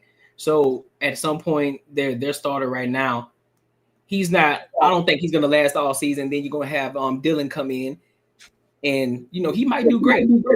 I'm not looking past him. He was good at Oregon, so I'm not gonna say that he's not gonna be good. But at some point, they're gonna give Shedeur's gonna have his opportunity. He's gonna be able to shine. So I still got high hopes for him. Yeah, no, I think he'll be good. I mean, if you took it about anyone that's in a sport, I would definitely say him over Bronny. But Bronny is going to show that he's definitely he wasn't given that spot, or he's given that spot the opportunity to do what he's about to do. So it's about right. Hey, what's going on, Dow? Hey, what's playing? What was it? Oh, yeah, I think the thing is, like, a lot of these what I call them, like, legacy children players or whatever, they always have extra high hopes as far as performance wise is what these kids are supposed to do. And it's like, okay, well, if your dad wasn't phenomenal, so he was in his 30s, 40s, whatever, which, I mean, there was a couple people like, let's say LeBron, for instance. LeBron being that guy since he been that guy. That's just LeBron, but he was also built like a football player fucking on the basketball court. So his kids don't even really have his stature like that coming into the league. So yeah, I don't expect him to be that out the gate. Can you build up to it? Yeah. And it's the same thing with Sanders. I don't expect you to be your daddy out the gate, bro. Like, but at the same time, when I'm watching you at the combine, when I'm watching you in college, whatever, do you still stand out amongst peers at your level? Because joining the league, joining the NBA, joining NFL or whatever, it's like graduating school to be an engineer or something, getting thrown straight into NASA, getting thrown straight into SpaceX or whatever. You graduate today, get your diploma, next thing you know, you standing by Elon tomorrow. You ain't supposed to be smarter than Elon your first day on the job. But on your 90-day probation, can you show signs of, you're worth keeping? And I believe, he's a person that he shows signs that he's worth keeping. Everybody gonna have a bad game. I mean, humans got a lot of things that go on. He might wake up, he might have a bad shoulder that day. He probably ain't saying nothing. He might have some emotional shit going on. He ain't saying that. He's trying to play through that. And I mean, I know you said as a rookie, he shouldn't fucking be throwing tantrums. I feel like the best time to throw a tantrum is when you a rookie. Because then, coach could come pull you to the side while you still a rookie and be like, hey, even if you having a bad game, don't show any signs of that, whatever. We out here, we warriors, we gladiators. You ain't supposed to show no signs of weakness. They can coach you through that. versus, you establish and now you throwing some fucking tantrum and shit. It's like, oh, what the fuck's wrong with this guy? Like, you was out here acting like God, now you throwing the fit. Like, get the fuck out of here with that shit. So a lot of those mistakes you supposed to make when you a rookie, and your ceiling is high because you got room to grow and build. Now, if you was already established and you come in and you doing a whole bunch of goofball shit, and it's like, hey, look, man, I think your time is up. Like, go find a D League somewhere. Go play on the weekends with them people at that damn, all the flunkies that never made it at the field up the street from your house. Go play the Turkey Thanksgiving Bowl or whatever, but stay up out of grown folk business. This dude right here, he shows he's passionate about the game. He's willing to learn. He's coachable. He's still moldable. He's not stuck in the way. Let that man have his bad day and see how he bounces back from that. Let him play 8 more games from here and see. Now, if he play 8 in a row and they all stuck, all right, we can revisit the conversation. But 1 or 2 here and there, let that man live. Like, world greatest quarterbacks that went to Super Bowls and fucking fumbled and they got the ring. It is what it is. Every day is a day. But your accumulative stats overall, how do you look overall? If you play 30 games, were you that guy, 27 out of the 30? All right, we're going to just write them 3 off like taxes. It is what it is. We'll work next year. We'll come back. We'll win 30 out of 30. So I feel like he got room to grow, and they just being a little too hard just because who his daddy is, and he's a legacy kid. Like, I think a lot of the legacy kids have a lot to live up to. I mean, even non-legacy, because honestly, we do beat up on the WNBA. I mean, you see me all the time. I'm always saying some Angel Reese shit, but she's still young. She still got room to grow. Realistically, it's just the reason she's an easy target is she talk a lot of shit, and then she's not able to back it up. A lot of the dudes that talk shit, they can back most of the stuff up. Like, Bronny can go and he'll get to a game and he gonna hit some shots. You gonna get some posters out of that game that are worthwhile. He might drain a 3 over somebody that you like, oh damn, he really pulled up on him. Versus, the reason we talk about Reese, you talk all this stuff like you get money 360 everywhere else, but a simple layup right under the rim ain't going in. And then it's like, all right, you might want to calm down and hit the locker room and, go put in some work. Like, yeah, put the podcast down for 2 months and go shoot some buckets and come back. Versus this person that's like, hey, I can do this, and this. And then, if it's a team sport, if y'all set them up for failure with a fucking weak-ass D-line, yeah. When he under more pressure, you going to fumble a little bit more. Set him with a proper squad, and let's see what he do. Thanks. Ladies, y'all got anything? Just I watched a couple things about him, and I didn't know who he was until it was mentioned, and I did see something when like everybody was up in arms about how he got drafted and things like that. I saw that, but then I watched some of the stuff they were talking about. He seems humble to me, like when he talks, but I only saw snippets, so I don't really know. But he seems like he knows what he's doing, and they lined him up with a bad, I don't know, whatever that word is. I don't watch football, but everybody that he was throwing to or whatever is cut or something like that. And so it just seems like, and then Dylan or whatever his name was, the one that's before him that everybody's like, he's better or something like that. He had like shorter throws and like it seemed more manageable. So I don't know. I think maybe they set him up for a little bit of failure on that one. So we'll just see what he does with it. You got anything, Kay? He a cute little boy. Oh, Lord. He a cute little baby. I don't know. He'll get picked up. I'm sure he'll get picked up. He ain't a terrible player. Y'all like him. Well, and that's the thing. He's with the Browns. He's just the third stringer now. You know what I'm saying? And so that's the biggest thing is most people aren't arguing the fact of him being a starter. They're not arguing that at all. We all know that he got some work to do. He got some things that he got to work on as a quarterback. We understand that. But it's the fact that this is the last game. This was the last game of the preseason, and you decide to put a quarterback in the last 2 minutes. Now, for those people who don't know, who don't understand even a little bit about football, so the last 2 minutes, it's called the 2-minute drill. The 2-minute drill is critical, especially for a quarterback. And this is to show your skill level in regards to your ability to drive the ball down the field and pretty much and just show how impactful you can be without turning the ball over. Because these games can be critical, especially when you talk about the Super Bowl. When you're talking about, hey, look, you got 2 minutes to get this ball, to drive this ball down the field and get us a touchdown, or to at least get us in field goal range, so that way we can win this game. If you can't do that, I don't know how you can be a quarterback if you can't do the 2-minute drill. And a lot of quarterbacks, they live for the 2-minute drill. And so the guy that they decided to put in over Shedeur, he ended up getting cut from the team.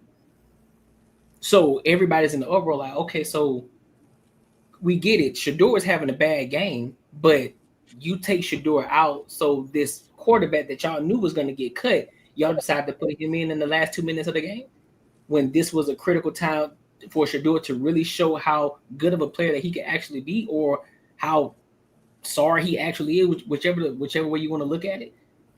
This was the time to show that his potential is in regards to a quarterback, and can he be an NFL quarterback running this 2-minute drill, even though he had a sucky line.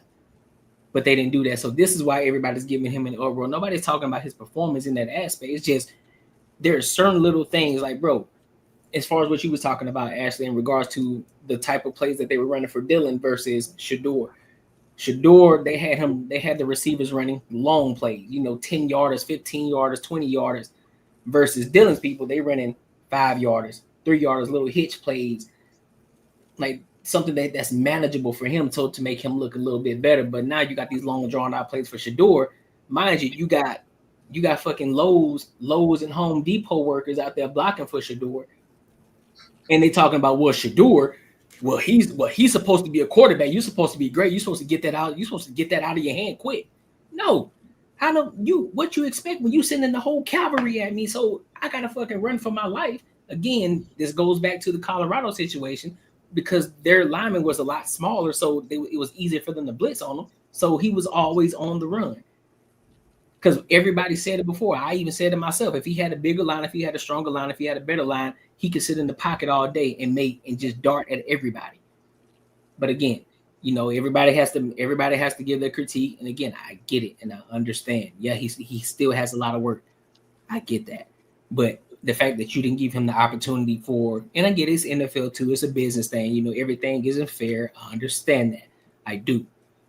But when you look at it on the outside looking in, it's like, hey, bro, that's kind of sketchy the way that I just did that. All right. Mm-hmm. I see what y'all doing. I see what type of game y'all trying to play right now. Trying to get him injured and shit. Whatever. Yeah, that's what I'm saying. It can be anything, but that still doesn't mean that he's not gonna get another opportunity. The only thing is for him, when that opportunity comes, he's just gonna have to be ready, and I think he is. I think he's gonna be ready for it. Yeah, I think he's ready. And my favorite part about it, and my favorite part about a lot of these legacy kids is they coming in, they already got bread, so they telling you it's not about the bread. I'm doing this because I grew up around it and I like it. Thanks, Coach. Like, it'd be different if it was somebody, he got a contract, it's going to take his mama off Section 8, and they finally made it out the hood, blah, blah, blah. And then, he played like he was hungry all fucking time until he get there, then you put him in, and then now he fucking just acting like he in La La Land and forgot everything about everything. Yep. Him, he don't care. If y'all drop him, y'all drop him. Just let's get another fucking NFL blitz game and just put him in the game. He'll get picked up. Here's the thing. He'll get picked up, though. Well, yeah. No, I mean, shit. Yeah. If He'll they get drop picked him, up. Cardinals should go get him. Yeah, hey, bro, I swear. Hey, look, if Cardinals get him, it's up. It's up. I'm going to watch some games. He come out here. You feel me? Hey, you gonna see prime time. Give me some tickets. Hope you do like Shannon Sharp. Listen, all I'm going. Lakers in 5.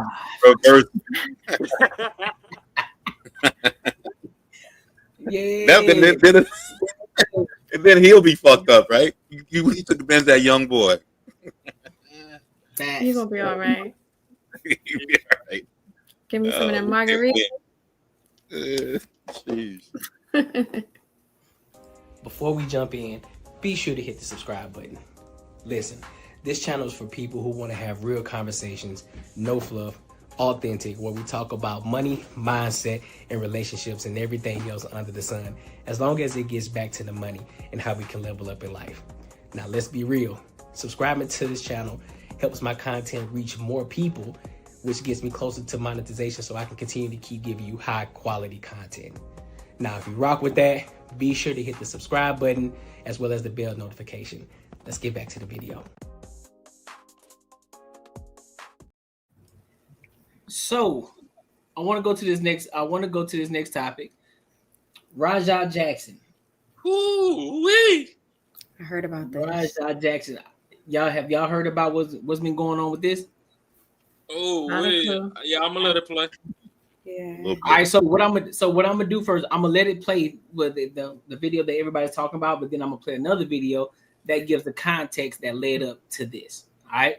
So let's go ahead and dive in. I don't know if it's too much violence, so don't play too much. Yeah, I ain't gonna go too crazy with it. Yeah.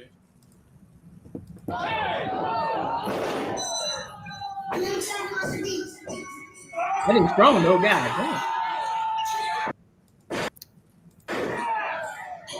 All right. So y'all know the rest. So y'all know the rest of that situation. And he just kept on punching and punching and pounding on his face until all the wrestlers came and they pulled him off. This is wrestling, not MMA, right? Yeah. This is wrestling. They said But like his dad was an MMA fighter. Okay. Yeah, Rampage. So this is the end result of what happened prior. So I'm going to show that video right now. Rampage Jackson's son, Rajah Jackson, just got into serious Let me trouble, skip, and what he did was frankly disgusting. So he's just supposed to do a here's the clip. What, you don't know me? Hell no. Yeah. Hey, I think that's a Oh, you don't sell it? He's not a fucking worker, bro. Calm down. Yeah, what the fuck was that? You're good. What the fuck was that? You don't sell it? Dude, he's not a fucking worker, bro. What the fuck was that? Hold on. I don't play that shit, bro. No, I will fuck him we're up, good. bro. I know you will. No. We're good. I will fuck. But it turns out that the dude fully apologized after the confrontation and even asked Rajah if he would like a fake angle in the wrestling match.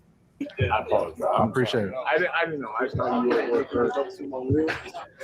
Just hold the camera. I get it. We're not working out. Well, he's gonna come out on your mat, Juice. I know you keep thinking we're working. We're always working. I get it. Yeah. I get it now. Now you know what I'm saying? Yeah. We're always working. So we'll set it up. I'll have him come out during your mat so we can fucking seal the whole thing and we'll make something out of it. You know what I'm saying? All right. And the reason why he suddenly acted out was because he was tired of everyone treating him like shit. Everybody fucking playing with me and shit. Think I'm always playing and shit. Call me bitch and shit. Not no fucking bitch, bro. At the end of the day, I'm gonna stand up for my fucking self because I'm tired of everybody fucking playing with me, bro. Real shit. Now, Rajah is banned on kick, but it seems like...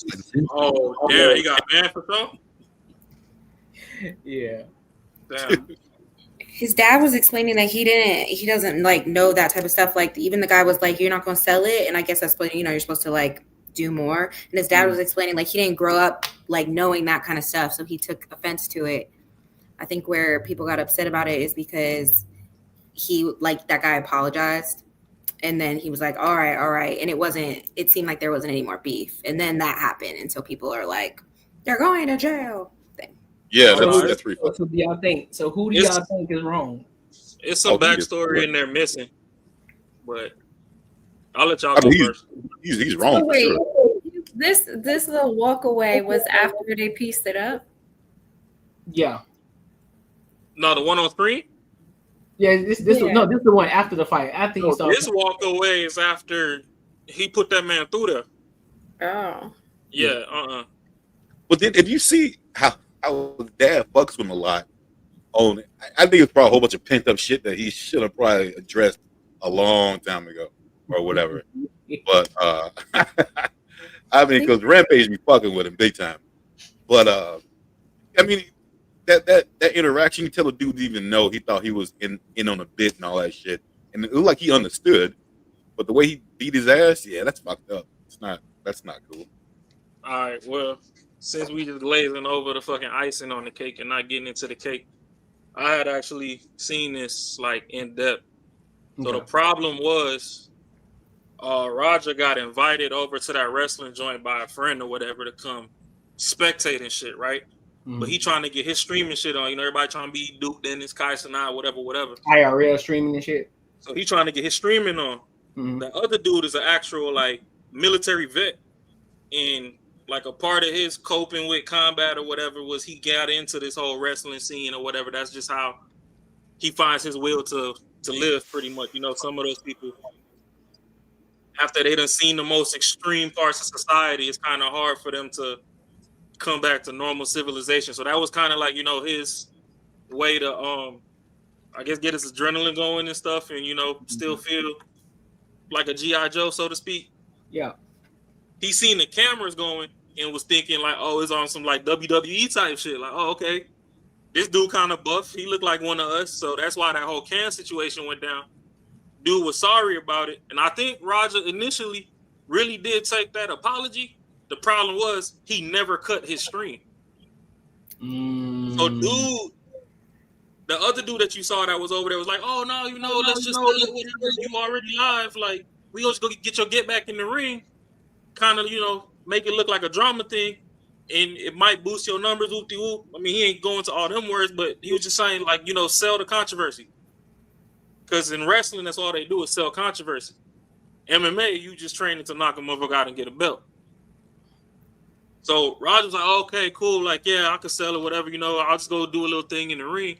Problem was, during that stream, if you once later on, you could probably catch the rest of these videos. During that stream, I think it was Sneeko that Rampage was sitting next to, and his dad was streaming simultaneously on a different stream, doing their own shit. Everybody got in his comments and was like, "Oh, this and this and this happening with your son, whoop de whoop." So he called him, and his son doesn't want. He's one of those kids that doesn't want to live in his daddy's shadow. He wants to carve his own path. Yeah. So he done moved out the crib and everything, trying to, you know, find his own identity to not be attached to Pops. Pops is playful, calls him, starts bullshitting with him like, oh, like, you know, everything good? All right, you know, you ain't over there being a little bitch. Like, why you over there playing with men's and tights and shit? Just like how I be joking and shit, like, you know, motherfuckers be sitting on these podcasts crossing knee to knee. Like, that shit look tight moist. He was like, why you over there playing with men's and leggings and shit? Like, you know what I mean? So that was a stab at him. They get off the call. He was like, oh, yeah, Pops, it's good. It's good. Like, you know, whatever. He's sitting ringside. Everybody in his comments on his stream, like, oh, you going to take that? Whoop-de-whoop. So they start hyping up. He start responding on his stream like, oh, yeah, nah, fuck that. They said I could get my get back. Like, I'm going to get this motherfucker. Like, it ain't going to, like, everybody hyping him up. Like, you know how you get them people that just instigate shit? Yeah. And I don't know. I guess we could take a page out the women's book, but the whole emotional intelligence shit, I don't know if Buddy know how to really separate being a fucking absolute menace from joking around, but all that was getting to him. He just got off the phone with his dad. He's trying to outgrow his dad's shadow. Everybody over here calling him a little bitch. He over there like, I ain't no bitch. Y'all gonna see. He was even in the chat like, oh, hey, press 1 in the chat if you think I should pick him up. And that's why when he went in, the first thing he did was slam dude. Problem is, after he slammed dude, he just got the wailing off. He slammed dude wasn't moving. He just got the wailing. Oh, yeah, he was everybody else that's wrestling see the shit and they just looking.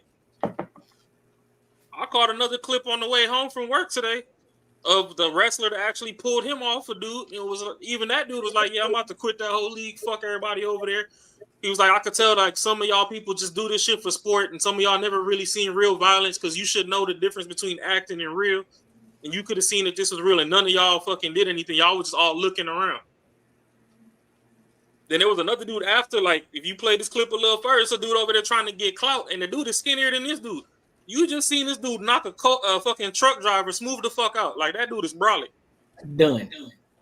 Why the fuck is your little scrawny ass over here trying to antagonize this man? He got blood on his shirt and everything. But I just think this is one of those dudes where it's like, it's kind of like when you go to the hood and you get the wrong person. Sorry to fucking compare this shit to animals, but it's like when you get the wrong dog owner that own a pit bull. If you never train that dog to control itself in certain situations from a puppy, then yeah, at any given moment, that motherfucker could spaz out. That's your ass, Mr. Postman. So I think that's the thing. He was trained to fight and everything in the ring, but he wasn't trained how to hold back. Like, yep. He was trained to be a weapon, but they didn't put no safeties on the weapon. So you gonna this learn was now. a slight malfunction of the weapon, and it's ugly right now. Yeah. Damn. Yeah. He fucked up trying to be cute for streaming. That's crazy. Yeah, he let them gas him up. They put that battery in his back, and it's nasty right now. But it's Is he on the spectrum? Huh? Is he on the spectrum? He look like it. Nah. Okay. The other day his dad was. I don't know. I'm just saying. oh. Listen. I kind of observe. I observe a lot of things, and so I was just paying attention to the way he was walking and looking at the same time. Like, all right, he might be on the spectrum. I'm just saying. Just give me a second. Just give me a second. I'll let you go, Marcus. Hold on. Give me a second. Bye. I'm just trying to see something. Let me see something. Everybody fucking playing with me and shit. Think I'm always playing and shit. Call me bitch and shit. Not no fucking bitch, bro. At the end of the day, I'm gonna stand up for my fucking self because I'm tired of everybody fucking playing with me, bro. Real shit. No, Roger. I think he's talking about his dad right there. And then he looked at the camera. I'm just saying, listen. Well, he knew the camera was still rolling. I don't think he's on the spectrum. I just think anxiety is high, testosterone is flowing. I mean, he's a pro. He's slow. He got He's something right with him. I ain't gonna say he's slow. I mean, but they Something also right said, with him. oh, I forgot a key point.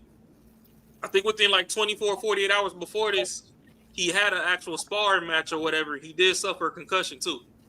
Okay, you better tell me something. Yeah, he was recovered from a concussion too. Better tell me something. He's a pro wrestler.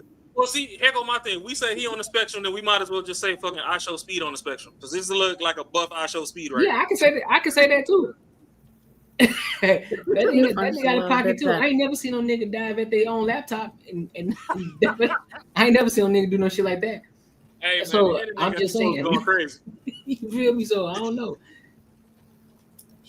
but I can't go too crazy on I Show Speed. My whole shit might get shut down before I even get started. So I gotta be careful. Man, Speed will be all right. He better pull up. To do what? Hey, if we hooping, absolutely. But we racing, oh shit, he got it. I'm not. No, he ain't finna smoke me out here in the streets. You can't run no more? Oh, I can still run, but I know this nigga gonna beat me. Listen, I'm realistic. Nah, don't give up now, man. Nah, I'll take it to the court. I'm like, look, let's get on this court though. I'm finna bust your ass, big dog. Let's go get 3 of these yoga classes in and stretch real quick. Shit, let go. You got it. Get limber and loose real quick. Yeah. Hey, and get limber and loose real quick. You know what I'm saying? Do some high yoga. And look, we can do goat yoga too, because they got it out here too.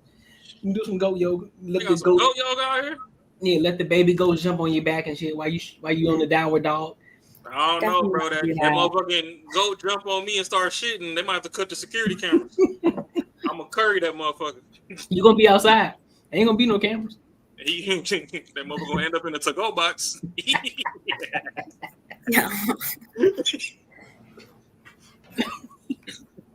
I'm Jamaican. Goat is dinner.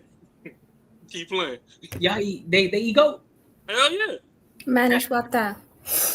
Yeah, What you say? Eh? She said that's fucked up. Oh, I thought you Me? said something. Yeah, You said no, something you said- Jamaican? No, I said Manish water. Oh. I thought you said something Jamaican until I wasn't paying attention.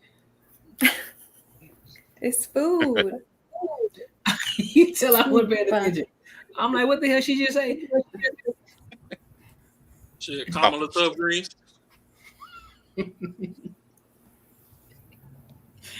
Ah, shit, man. But yeah, that shit sad. Like, I think the dad put out a thing on Twitter too. About Which one? The one who got injured or the on Rampage? Nah, Rampage put something out on Twitter. Then the dude that broke up the fight, he went on the pod and matter of fact, if you pull up MTR's channel, MTR had just covered Mediocre Tutorials and Reviews just covered the interview that Buddy did that broke up the fight. Let me see. Why'd they let it get Where so? he at right now? Where's who at? Look at those. The wrestler, he in the hospital, and this guy. wrestler is fighting Yeah, I for his saw a life. picture. Yeah, I saw a picture of him. He is definitely in a hospital bed. He's fighting for his life, according And to where's what. the old boy? They're still doing an investigation, so What they investigating? I think attempted something. He ain't still locking his gotta- ass up. Yeah, you saw his head hit smack that floor like that. I thought that wouldn't count because it's wrestling. I thought, after the fifth punch, maybe that's when, it kicks in that it wasn't. The problem is where a lot of these new age kids fuck up is if you want to do something like that, he should have cut the stream. But he was on stream like, oh, I'm going to do this, I'm going to do that, I'm going to do this. So now there's physical, videographical evidence that this is premeditated. Yeah.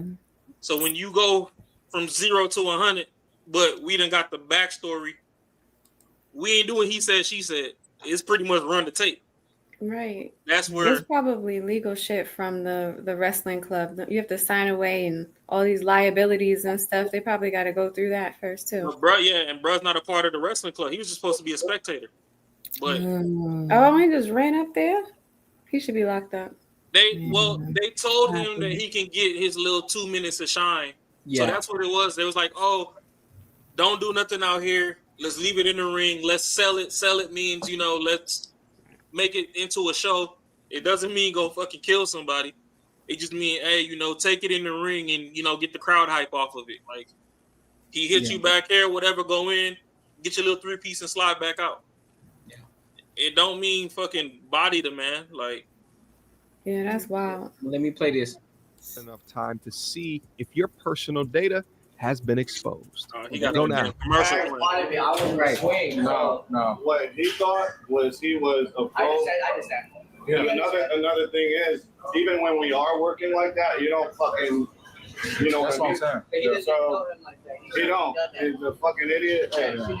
So when you run in on his shit, you fucking give him his receipt. Remember what a receipt is. Give him that fucking receipt. Don't tag this shit. For folks that don't know, a receipt is a pro wrestling term as get back. Okay. It is if someone is hitting too hard or does something in a wrong way, right? Like you get them back, right? And it's how you kind of ground them back, get more respect, right? One of the famous ones was Braun Strowman versus Brock Lesnar, right? Braun Strowman was going too much, and then Brock Lesnar famously gave him a right hook, rocked him. We can't play it right now, but trust me, one of the quintessential definitions of a receipt.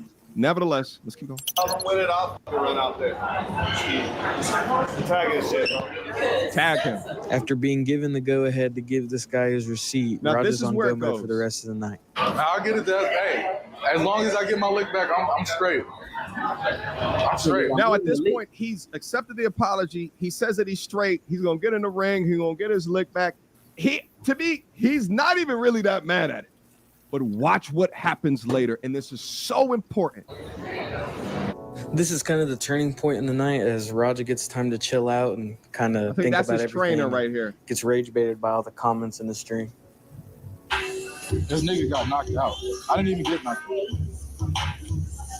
Why didn't you fuck that guy up? Cause nigga, if I would have done something, then they would have kicked me out of this shit. Then there would be no more stream today. That shit pissed me off, bro. It didn't even hurt. It just pissed me off. He's getting baited. He's reading the comments. I know this is crazy. This is like my third or fourth stream. Now, at this point of the night, Roger's dad, Rampage, got informed on what's been going on with his son on his kick stream. And this is through the comments. Keep watching. I'm watching the stream. I'm watching my son's stream. Where the fuck? Oh, he at the pro wrestling thing. I'm good, King Dad. I'm good.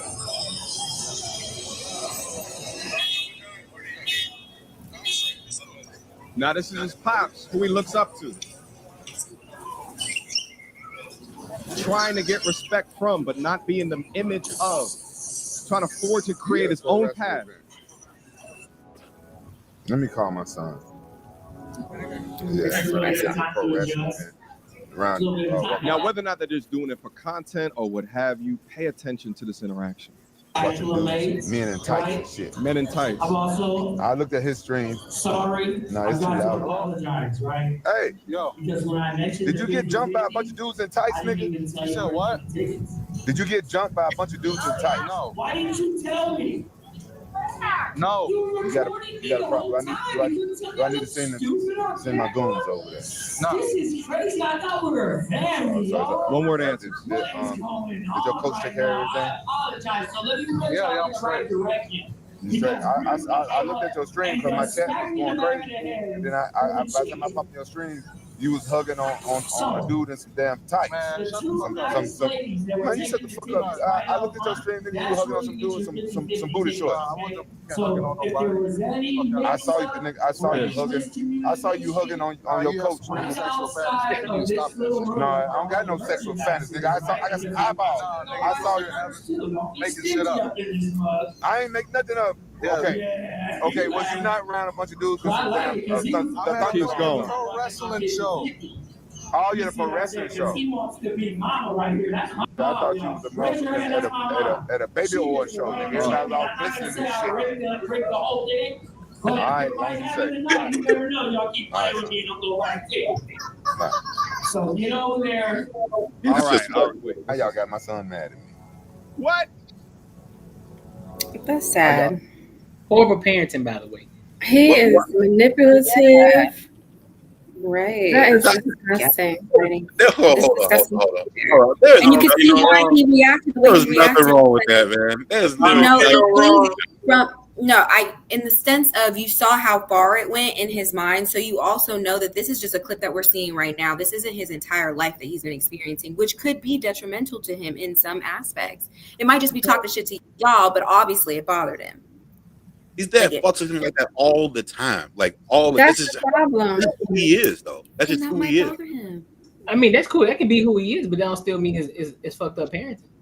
It don't it's mean not fucked up at all. That's just not fucked up. Listen, I would never talk to my. I would never say anything to my dad on any level like that to this day. And I'm a grown ass man. I would never. You mean when he said like fuck? Yeah, I would never. I mean, it was deserved, but I mean, but this is kind of like that's kind of like how they go back and forth. Like obviously, Rampage fucking. Well, you wouldn't do it because you wasn't allowed to. Was I? I'm saying Courtney wouldn't do it because he wasn't allowed to. That's a fact. I would have got my neck wrong. So that's different. But it's still right there. They joking back and forth, but it's still a form of tough love. You would have probably got body slammed through the hood of a fucking Escalade. Let me ask you a question. You think Deion Sanders is raising his sons like that? Talking to his sons like that? Do y'all think his sons is talking to him like that?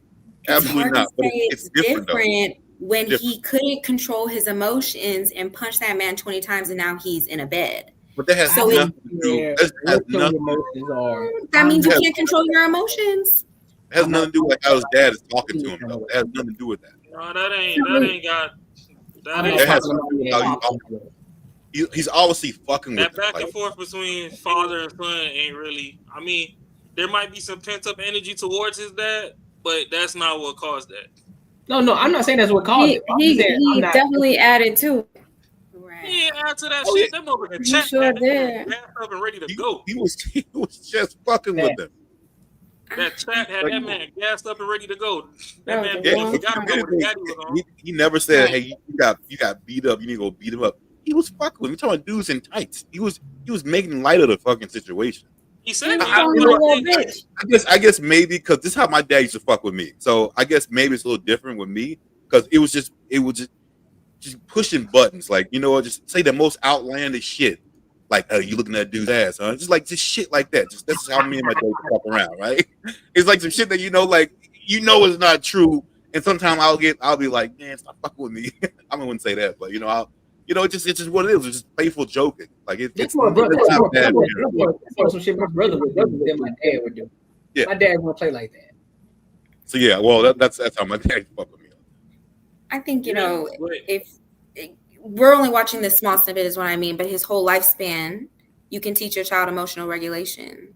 Yeah, that's true. And now we're here, and he didn't have it.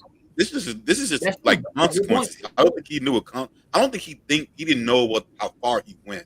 I don't think it has anything to do with emotional like intelligence. I think it's more he didn't think about consequences.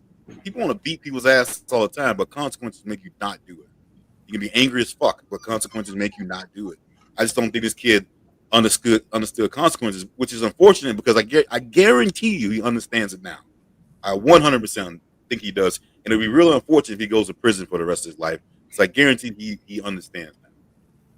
He definitely understands now, but the sad part is he was trying to prove his masculinity and his toughness and his power for no fucking reason.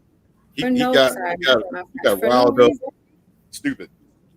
Yeah, that was the wrong. I mean, shit. Yeah. He wanted to look tough on his stream, and then he wanted to look tough to his dad, and he really just messed up his life over trying to be cute.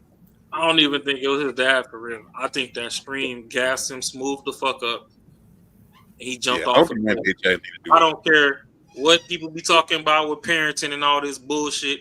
You can train your child to be the world's greatest motherfucking engineer. When he get out in the streets and with his peers, shit can go south quick. So foundation, bro. I don't give a fuck what your foundation on. It's a lot of people in foundation in bad areas. Foundation is foundation, bro. We already know. We all got a foundation. Not foundation. Have you ever gotten into a fight and then you beat him to where they were in the hospital like that?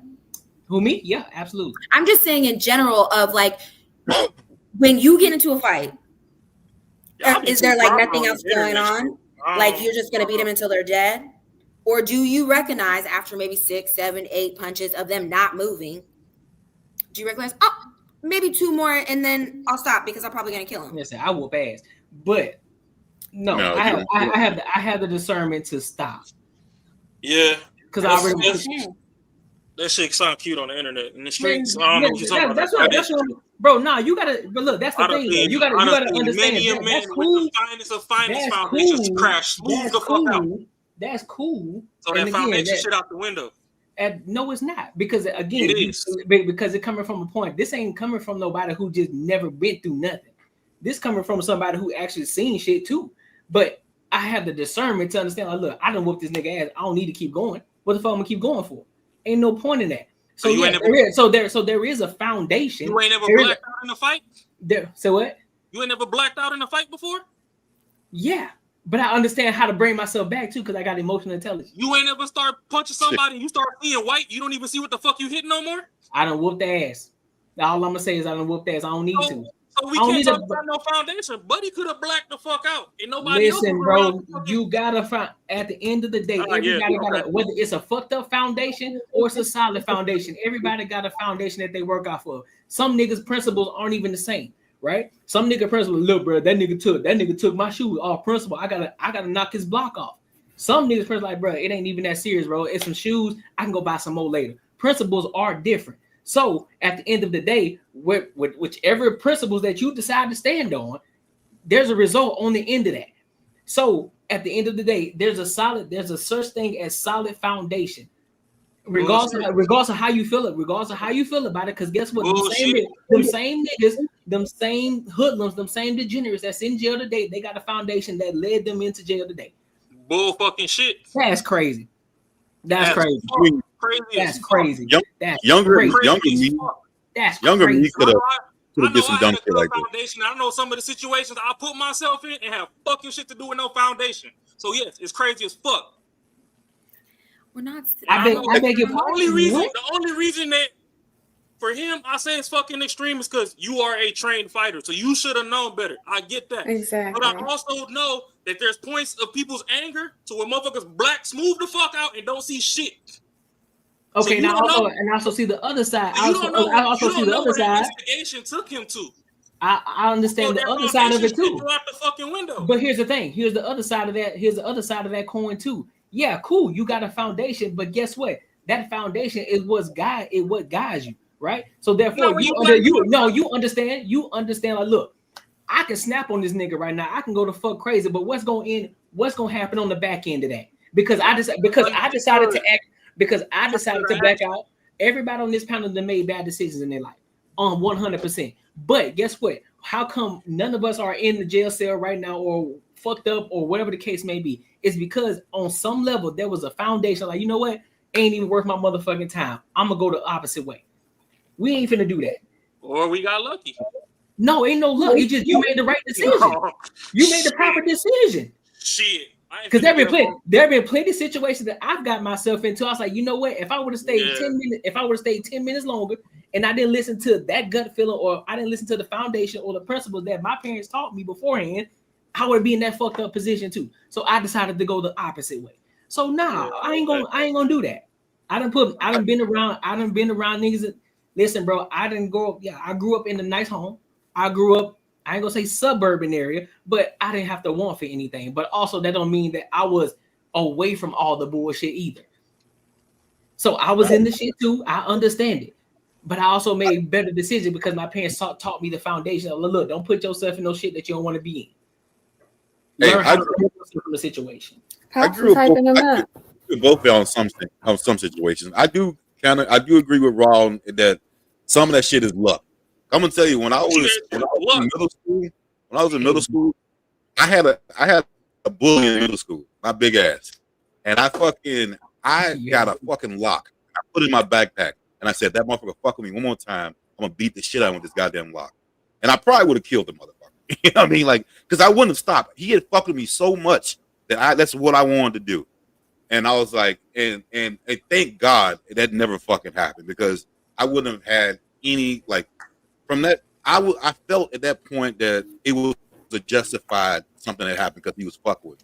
And being realistic, it was just pussy shit. I should have stood up for myself and never done anything like that. But I learned that later in life. Yeah, and that's my thing. I never at once, even everybody had a bully, I never at once thought about picking up something to fight somebody. I just said, look, I'm just gonna have to handle this shit. I'm just gonna have to fight. Yeah. I never once thought about picking up something to knock a nigga out with. I said, look, I'm just gonna have to fight this motherfucker. So again, it's decision and it's also foundation, because guess what? I didn't want to get in trouble by my motherfucking parents. So what would I do? I would take my ass back. Look, man, these people at school fuck with me. So if I fight them, I need to know that I ain't gonna come back home and get in trouble. Because they keep fucking with. One thing is for sure. Two things for sure. If they touch you, you commit to whooping their ass. Other than that, don't do anything. Don't start the shit. If they touch you, you got my permission to whoop their ass. Say less. So next time that motherfucker decide to touch me, guess what? We throwing hands. I'm putting the paws on you. So what are we talking about, bro? It's still a foundation, regardless whether a bad foundation or a good foundation. Just decide what it just depends on what side of the coin you on. I'm gonna call bullshit. So the situation we're talking about right now, this should have never happened. No. See, like I said, that dude, he's been around fighting. The thing is, like I said, I'm not gonna discredit what you're saying. I'm not saying foundations don't exist, but when the motherfucker blacked the fuck out at times, we don't know how far that screen pushed him. Just like Ashley's saying, that man got compounded shit between his daddy or whatever that done built up. Then you got these niggas over here gassing you smooth the fuck up. If that man fucking blacked out, that's on him. That man could have been seeing white. Which goes back to foundation parenting, that which I think. No fucking parent. That's you in the heat of the moment. You black the fuck out. What the fuck the foundation? Sir, you just said it. The thing that compounded with his dad and everything in between, right? So if it starts with the father and everything that compounded on top of everything else, everything that compounded on that, it starts with the foundation of the parents. Once that man did the first blow, he should have stopped. Right? So per what? Fighting. So what? Per his training for fighting. When he slammed dude and he got that first hit off. That should have got to that point. That's the point I'm making. That should have been the receipt. It should have been over with after he apologized. It should have been over with. That's the point that I'm making. But he let the fact that they just told him to go get in the ring. He saw that, and again, that comes with again that he fell to peer pressure because of what everybody else was saying. Now, if somebody, no, hold on, I got one for you. If somebody came up to me and did the exact same thing to me, and they said, "Hey, bro," everybody in the comments, you was like, "Hey, bro, you need to go get your get back." I'm gonna tell him, "Nah, I'm good, bro. Like, it ain't even that serious. He apologized. I'm straight, bro. I ain't even on that." It is what it is, because guess what? Deep down, I was already taught this. Like, there's no reason to put myself in a position that I don't need to be put in. So therefore, I'm gonna remove myself from the situation. So that shit shouldn't even happen at all. That's the point that I'm making. That's the foundational aspect of it. That's crazy to me. He already apologized. Now, if he didn't apologize, if he said, "Nah, nigga, I'm standing on what I stand on," cool, do what you do. But he apologized and everything. But then you let your IRL, your comments, and everybody else gas your ass up because you immature, because you don't have a foundation, because your father be fucking with you and all the time, which you said is compounded on top of everything else. It is. Then led to that. So therefore, I blame the parent. I don't blame the parent. I blame the parent. I don't blame the parent. I can't blame the parent because you ignoring all the fucking situations that led up to the shit. Fuck that motherfucking bullshit ass foundation. I'm sorry that we at odds on this topic, but the man did his little can shit because he thought it was a motherfucking movie. You got both of these motherfuckers at their time is playing fucking actors. He said sorry, you accepted the apology, and then it was like, hey, you know what? Since we already at this fucking event, let's play off of this event. He said sorry, whatever. You took his apology, but hey, how about you go get your fucking hit back on him in the ring? Boom, you like, fuck it. I'm already a showman. I fight MMA. I'm used to being in the motherfucking ring. This is what I was fucking damn near brought up and trained to do. Yeah, I'll go do something for 2 minutes in the ring and get my minor get back. Now, where the motherfucker fell off the deep end was he should have stayed the fuck up out them goddamn comments because them niggas fucking pushed him over the fucking edge on some dumb shit.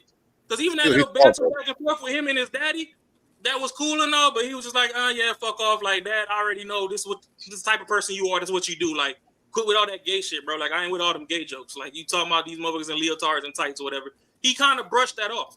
Them motherfuckers in the comments over there damn near telling him to go commit homicide. Now that dude blood is fucking boiling, fucking playing stories in his mind on some other fuck shit. That foundation shit out the window. If they knew that the apology was already there, the niggas that was there should have been like, hey, are you cool with this man's apology? All right, bet, please come and enjoy the rest of the night. I'm sorry that happened to you. This dude is just the way he is or whatever. He apologized. He tried to hug it out, whatever. Let it go. Nah, y'all motherfuckers wanted a fucking 2-3 minute clip off of it because you like, oh, hey, look, Rampage's son was here and he fucking checked this guy receipt. Now come out to this next fight because now, you know, celebrities be coming through and fucking getting in the ring. So y'all let them motherfuckers hype this motherfucker up to crash out. Even Rampage got a video going off where he like, fuck, I'm sad. I hope this dude don't go to jail. But shit, he did OD on the shit. Because, you know, at the end of the day, when you fucking train to a certain level of martial arts or anything, you are a registered weapon. So, yes, I get what you're saying. But the situation around it, that foundation shit go out the fucking window, man. No, it's not, bro. Anybody with sense around him. He didn't have nobody with sense around him. Everybody hyped him up. Nobody stopped him. That's my point. That's my point, Kate. And even when his dad called him, he was supposed to tell him, like, look, bro, hey, what the fuck is going on? Instead of him talking about you hugging niggas with tights, hey, what the fuck is going on, bro? What's popping off with you? As a parent, that's when you were supposed to fucking parent. So did you miss the part but hold on. But even did you miss the part where he did that as a father? What he say? You missed the part where he was like, hey, you good? Should I send my goons over there? And he was like, oh, nah, chill out. We good? Did you miss that part? Oh, I'm sorry. I think you was talking them. Yeah, I didn't miss it, but it was the lead up to. I think he was talking.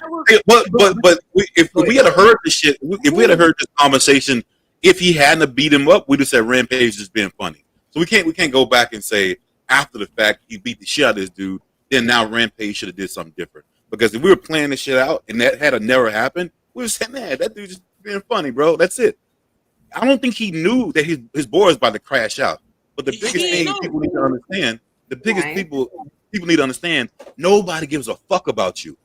Only person gonna suffer is your ass on your actions. So it don't matter. Nobody can do shit that I don't want to do. I can't. No one can gas me up to do shit I don't fucking want to do. I am not that weak-minded. So I need other people to do the same shit. Don't blame it on nobody else. You the one who's gonna go to jail. I don't give a fuck if someone tell you, hey man, you need to fuck that dude up. Don't listen to that shit. Because they're gonna be sitting there still on the computer while your ass serving time. So at the end of the day, it don't matter. It don't even matter if someone said something. You the one that's gonna suffer for it. It doesn't matter. So where do you learn to have a strong mind from? Where does that foundation start? Consequences. You asking niggas that grew up and never it don't start. You don't learn. Okay. You don't learn. I agree with you. You learn from the foundation. I agree with that. I agree with the foundation. But then also compounding with that is consequences. Like I agree with that. I agree with that from your parents too. You get consequences from all kinds of shit. But like consequences, you really realize. Because at the end of the day, it starts somewhere, bro. So at the end of the day, we all had moments where we wanted to fucking crash out, where somebody wanted to fucking black out. Now, if you decide you can't control your fucking self, you just want to black out. Because every time somebody says some shit, oh man, I just blacked the fuck out. How, nigga? You knew the situation, what was going on. You decided to fucking crash out. So that's on you. That's your. You don't have the emotional intelligence, nor do you have the foundation to not crash out. You don't know how to. You don't know how to read the foundation. That was his insecurity. No, it ain't just the foundation shit. That's facts. That's real shit. No, most niggas who crash out don't have a solid foundation. That's a fact. Bullshit. That's a fact. Bullshit. Most niggas who don't have a solid foundation always are the ones to crash out. That's a fact. Bullshit. Now, of course, you're gonna have the ones that's gonna leak through. You're gonna have some that do have a foundation that fucking crash out. Of course. And this is one of them. It's not absolute. But at the end of the day, my point still stands. It's a fact. Most people who have a solid foundation, they ain't gonna crash the fuck out. That's a fact. It's not a fact. It is a fact because I guarantee the majority of people who have a solid foundation aren't the ones to crash out. I guarantee it depends on the environment. I guarantee not. It don't matter what your environment is. If you have a solid foundation, my guy, you still aren't gonna be the one to crash out. How many niggas we know that got a solid foundation that live in the hood that didn't crash out to the same shit that the other nigga was doing in the hood, selling drugs, doing all that extra shit. We know people like that. And don't tell me that's not a fact. And how many of them niggas you know that fucking crashed out and got lucky and fucking damn near moved states before shit fucking hit the fan, and that's the only reason they fucking free now? Like who? I know people like that. I ain't finna fucking be name dropping people shit when they business fucking. That does happen. It happens to be that he's licensed. Like he had the training and it went out the door. We can also say too, because he's MMA, like his mind just went into you just beat them up until they can't move anymore. We can say that too. All in all, aren't you supposed to have control? My thing is, if y'all knew that this boy was an MMA fighter and you gonna fucking tell him he can get a get back in the ring, there should have been ring security there to get him off. That too. They shouldn't have taken so long. After the fifth hit, I don't know why people weren't running in. Like, what's going on? Fucking sparring is damn near to the death. Usually, those people have self-control. They do. It was trained in them to have self-control. But they know because they know consequences. They know they can fuck someone up. If they happen to know people in that industry that has hurt someone, broken someone's back, broken someone's head, they have no consequence. Somebody been in that ring to fucking mediate the shit. Because when they No, fighting in he MMA, should have known himself. and they over there knocking them 1, 2, 3, 4, 5. When that motherfucking ref see that the niggas is OD, they pull the fuck off. These niggas will watch. I get that, but at the end of the day, he should have had it. It's his fault. He should have done it. He should have had enough restraint. Y'all saying him? He's in the fucking ring. He's where he was trained to fucking be. What the no, fuck? He wasn't trained to be. No, that's not what he trained to fucking be. He got hyped up by other people. He wasn't finna. He was not about to get into the ring until they offered this shit. What are we talking about? They offered it to him. Now he's he could have said ring. no. That's He could have what said the no. motherfucker trained for. Let me ask you a question. If y'all knew that y'all was gonna put this nigga Let me in ask the you a ring. question. Could he Before say you yes or ask no? me the question, my thing is, if y'all knew y'all gonna put this nigga in the ring, where the fuck was the ring security to get this nigga off in case he blacked out like he fucking did? Okay, let me ask you a question. When he invited him to come on the ring, could he have said yes or no? He could have. Point proven right there. He could have said no. He said, no, I'm good, bro. He apologized. I'm straight. I'm good on that. I'm just gonna sit over here and watch. I'm just gonna sit over here and watch. That's what the logical person would do. The person who ain't gonna black out. The person who ain't nigga that's screaming trying to get his clout up. Hey, that's So on are you saying? And that's where Are he you messed saying up. it's not his fault? Are you say it's not his fault? Hey, Raw, are you saying? Are you trying to say what happened? It was not his fault because someone else gassed him up. I'm not saying he don't play a part in the shit. He played the whole part. I'm gonna say 100%. But are you saying 50%? 50% his fault? Nah, it's more than 50. It's more like 70, 65, 70. It ain't no 100. fucking 100. It No, ain't you no know 100. what? You're right. It ain't 100. It's 90%. It's 90%. It's not. It's 90%. 10% his dad. See, And the 10% thing his is, dad. 10% I'm his not dad. gonna get on fucking AOL's fucking internet and get the line of motherfuckers. No. Did his dad play a part? Yes. All them grown ass niggas at his dad age and more fucking got this little kid in here. If you see that this motherfucker's acting unstable, y'all should have never offered the fucking ring in the first place. If you offer the fucking ring and you grown and you got kids his age, somebody should have been there to regulate the shit. I'm not gonna just put all the shit on him. Motherfucking kids make mistakes. We just got fucking done talking about Sanders and all the fucking pressure that's on that motherfucker. It's a whole bunch. We've talked about Shakari a couple weeks ago and y'all was like, oh no, her people should have been fucking whatever. And y'all was discrediting fucking foundation then.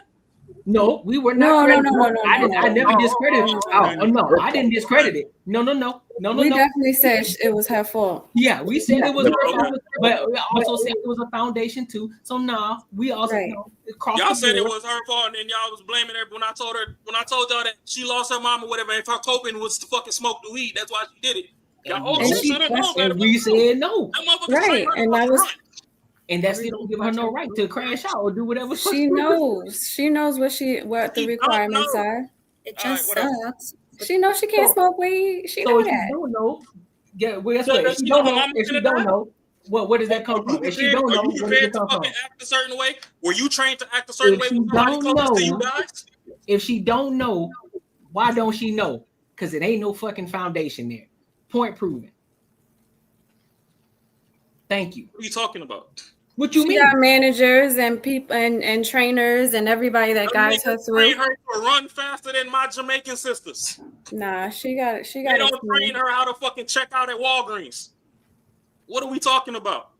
I think we're all on well, maybe not, but the same thing. Like you made a choice, and now you have a consequence to it. There's a backstory for everything. Like it is what it is. Yeah. The way I look at a lot of situations like this, I look at it like, especially if I'm trying to say whoever is in it ain't 100% at fault. I try to play the same thing in my head, and if something was detrimental to one of my family members, would I still be giving that at 25%? Just say, hey, someone's mom died and they got drunk and they fucking got in an accident with my grandma and killed her. Would I still be like, you know what? His mom died. That's probably what happened. Would I give him that little bit of okay? I would never do that. Your ass would have been now you kill someone on my side? Come on, bro. I don't have to forgive you for the fucking sins that you committed. So what? I don't have to forgive you for the sins you committed. That don't mean that I can't understand the backstory leading up to what the fuck you did. Oh yeah, okay, yeah, we understand why they did it, but it doesn't take it away from you're still 100% at fault. Right. That don't make you above. Yeah, I understand why people do shit. Yeah. No, if you got drunk, that's a you problem. If you fucking started your car and got in that motherfucker, that's a you problem. If you put that bitch in drive and drove, that's a you problem. Nobody 100% mine. Yeah, 100% me. If motherfuckers told you, hey, put your keys in that motherfucking drawer, spend the night, and you was the one that was like, oh no, I gotta go home. That's 100% you. Well, they're like, no, man, let's go to the store, man. What someone told me to go? What if someone said, hey, man, yo, you good, bro? You go ahead and drive to the store, man. Give me something while you're there. I'll ride with you. That motherfucker shares fault. Because why the fuck did they know that you was in that? My dumb ass could say no. No, they don't. They do not share any fault because I'm the one who's driving. I'm the one going to jail. He ain't. Shorty threw up in the toilet and woke up the next day and said she got some penile fucking penetration. How do we know she ain't say no? All they gonna say is, oh, she was under the influence. Well, that's a different situation right there. No, why are you bringing up women? Because we talking about liquor. And our trials and tribulations of the fuck shit. This was about a man who beat another man's ass. Oh, look at it. It's not a man. It's another man. I get what we talking about, but I'm not gonna blame that motherfucker 100%. We acting like we ain't been kids before. I am 100% responsible for your actions. 100%. Is on his shoulders. Didn't nobody threaten him and tell him to go kill this motherfucker or else he gonna die? Like he didn't have no threats against him. Hey, check this out. I don't know what the fuck his chat told him on Kick. That's between him and whatever the fuck he read. And all them little kids that can't even fight on there. Ash, I just had this conversation with you, Ash. I just had this conversation with you before this shit popped on. I just told you about the comments. I just told you about that. The shit that people say. You got to be able to look past that shit, the shit that they talking about. You got to stand on your own too. I literally just said, so if you're gonna be subject to the shit that people saying in the comments and you gonna react like, well, shit, bro, I'm just gonna make a move because that's what the comment in the chat telling me to do. Yeah, I get it. That's on him. But again, that comes from a foundation. I don't think like this just because, oh yeah, I'm my own person. Shit gotta go, bro. No, it's not gonna go because that's again. Hold on. I sat here for a solid minute. No, you're right. So the reason I said that is because the reason I think the way that I think, because why? I have a solid foundation. Now, of course, there are things that's compounded onto that to help me learn more, but ultimately the foundation, because of, and also how Marcus said, consequences as well, but also there are things that my parents taught me not to worry. There are certain things you worry about, certain things you don't worry about. You don't give in to peer pressure. You don't give in to the shit that other people say. You don't. So therefore, guess what? When people say the certain shit that they said about me, I don't operate off that. I was like, oh, all right, cool. You say what you feel, and I keep it pushing. So on his aspect, he shouldn't have operated off of that based off of what his chat was saying. That's on him. That's on him. And also that's a foundational thing. Like you like to say, compounded. It's that on top of foundation, on top of all the other environmental shit that he got, the MMA and all of that other shit. Even though they teach you not to use that as, you're supposed to use it as defense, not as an offense. But hey, who am I? Because they teach us the same thing in the military too. So what we talking about? I learned that discernment through many different ways and many different angles and many different aspects. So therefore, all of it still goes down to the foundation from the military, the foundation from my parents. All of it is compounded. So therefore, I understand how to move, and not to put myself in certain situations, and not to bend to peer pressure. So if you got a weak mind, that's on you as a person, as an individual, and on your parents too, big dog, regardless of how you want to look at it. Hey, how old is Roger? He's like 25? In his 20s. In his 20s? Okay, so here go another thing too that we're not taking into account. We the last fucking bridge generation. We the ones that was latchkey kids and shit. So we was really outside and we knew consequences when we was outside for shit. These niggas grew up off Grand Theft Auto and fucking Fortnite fucking chat rooms. Yep. That's why I keep saying this foundation bullshit out the window, because these niggas ain't grew up the way we grew up. That's still their foundation playing a part. Your foundation shouldn't. We are the parents. We're the parents, bro. Okay. We are the parents. So therefore, we understand what it is to bring. When niggas say go touch some grass, we are the ones who was the last ones that was touching grass. So we understand, hey, little nigga, get off this fucking computer shit. Go outside and touch some fucking grass. We understand that. But niggas like, I'm sorry to say it, you know what I'm saying? Shout out to your Rampage, big dog, whatever the case. Understand it. That's still a part of him too. That's his situation too. That's his son. So therefore, if he didn't set the proper foundation for his son, that's on him too. Yeah. Regardless, we got to stop. Again, it's not 100% Rampage's fault. I'm not saying that it is, but he still plays a part in that shit. Oh no, I never said that. I never absolved Rampage or nothing. I thought they was asking if it was 100% on Roger. I'm like, it's not 100% on Roger. No, I'm not saying that either. I said nothing. Like we're all on the same page. It's just maybe the wording might be different on how it's registering. Maybe. Oh well, shit. If I'm over here wilding, my fault. But you're not wilding. We was just saying Roger is 100% on him. I'm like, no. There's surrounding factors, and there's people that were right next to him that failed him. That back and forth with his dad. I can't go with that, man. I'm sorry, I can't go with that. You can't go with that because you was outside, my nigga. We was stealing each other's bikes. We was fucking over there fucking stealing candy from the neighbor's house and all this extra shit. You did that. These niggas are digital. They don't feel like they worth a damn if they ain't got 10,000 fucking followers on their shit. These niggas keep Christ and not fucking shut down damn near Madison Square Garden. They just trying to shut down fucking the mall. I understand it. I understand why they do it, but I just can't let it slide. I think that this is the reason though, because we do give them that little out. We do give them that. I understand why you did it type shit. Like it's not 100% your fault. No, we need to start telling these motherfuckers it's 100% your fault. These motherfuckers start understanding the consequences. 100% his fault is if that man apologized and this is how he is, we are equally apologizing for you. You can either stay here and enjoy the event, or you can get the fuck on.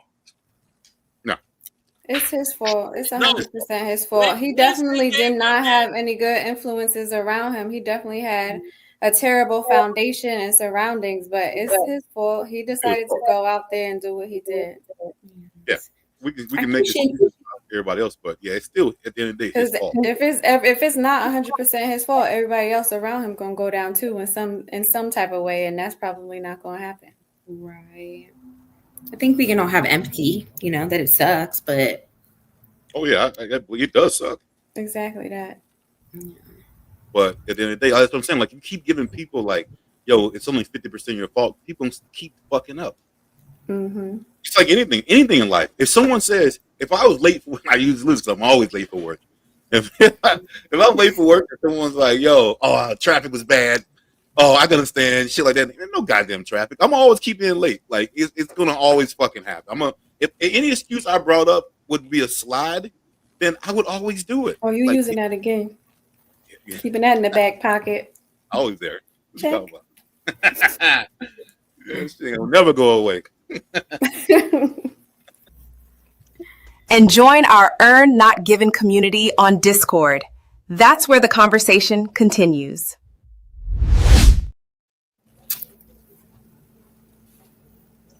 Get your mute on. Am I back? Yeah, you back. No, I love them baddies, man. Huh? The AI. I love them baddies. That be AI. You know what I'm saying? Them AI baddies. You know what I'm saying? Oh yeah, them motherfuckers sitting. But all I'm saying is everybody around that nigga failed him. So definitely agreed. Because my thing is, when I was a kid, grown folk wasn't telling me to go do shit. They would tell me, take your ass home. That man said, sorry, take your ass home. There was a level of respect your elders. Those were his elders. Yeah. When the elderhood told you that, oh, hey, for whatever reason, if we want to promote our little ass ring shit, or you want to promote your stream or whatever, go get your get back. I feel like that was some bullshit. Yeah. Those grown people around him still had an influence as to what went on. Now, him going from 0 to 3,000 because of the chat and all this extra shit, man, you're wild the fuck out. Yeah. You could have went back in there, slammed dude. I mean, you shouldn't have slammed him on his head, but you could have went in there, slammed him. 1, 2, 3. Give him a little slap, and fucking ran around the ring with your hands in the air, did 2 circles, and got back up out of there. And nobody would have known the backstory. And they were like, oh shit, Rampage's son came and interrupted the match, and he fucking KO'd this dude. Woo. Yeah, but no, y'all let this man apologize, and then you said, oh well, do you accept his apology? Yeah, you do. Well, guess what? You can still come get some get back. And he like, oh, you know what? That don't sound half bad. Is he still streaming right now? Nah, I hope not. Okay. They say his shit. He got banned. Thank God. I take that too. Oh, they recorded that whole thing. Well, the whole fight, is, he recorded that. No matter what you do when you streaming, a lot of platforms don't support violence, and this dude drew straight blood. Yeah. Okay. Well, like paramedics had to come and get Buddy off the floor. Of which, on some disrespectful shit too. If you go, this is where, for me, when motherfuckers be like, respect all elders. Now, I respect the motherfuckers that respect me, because some of y'all motherfuckers stupid as fuck too. This dude is on the fucking middle of the ring fighting for his life, and another dude still went over there to pin him and get the 3 count. What? Like, y'all ain't just see what the fuck happened. Somebody still pinned this man that got a 3 count. And the dumbass ref that was trying to stop the match, still, once that dude got on there, that dumbass ref stopped doing the damn, hey, we need help, and did the 3 count. Cats need to watch Rocky. So these are the goddamn town. These are the motherfuckers that we got kids looking up to, and then we telling them, oh, they supposed to have control. These grown ass motherfuckers is off their rocker. It's true. So that's when I get so passionate, so I overheat the internet and fucking drop off for a minute. Y'all looking at me like I'm crazy. And I don't discredit nothing that Courtney says. Yes, Most people should have a foundation or whatever. That's fine. But this, I'm not blaming on foundation. There was too many other fucking factors. There's too many tetric blocks that fell right into place to perfectly fucking blow that line up. Still foundation. His Yeah. foundation, his We can agree to disagree on the foundation. I'm dying on that hill, 100%. I'm dying on that hill. I'm dying on that hill. And I'm gonna blow that bitch up. Nah, I ain't no blowing it up here. The foundation too solid. Let me shit.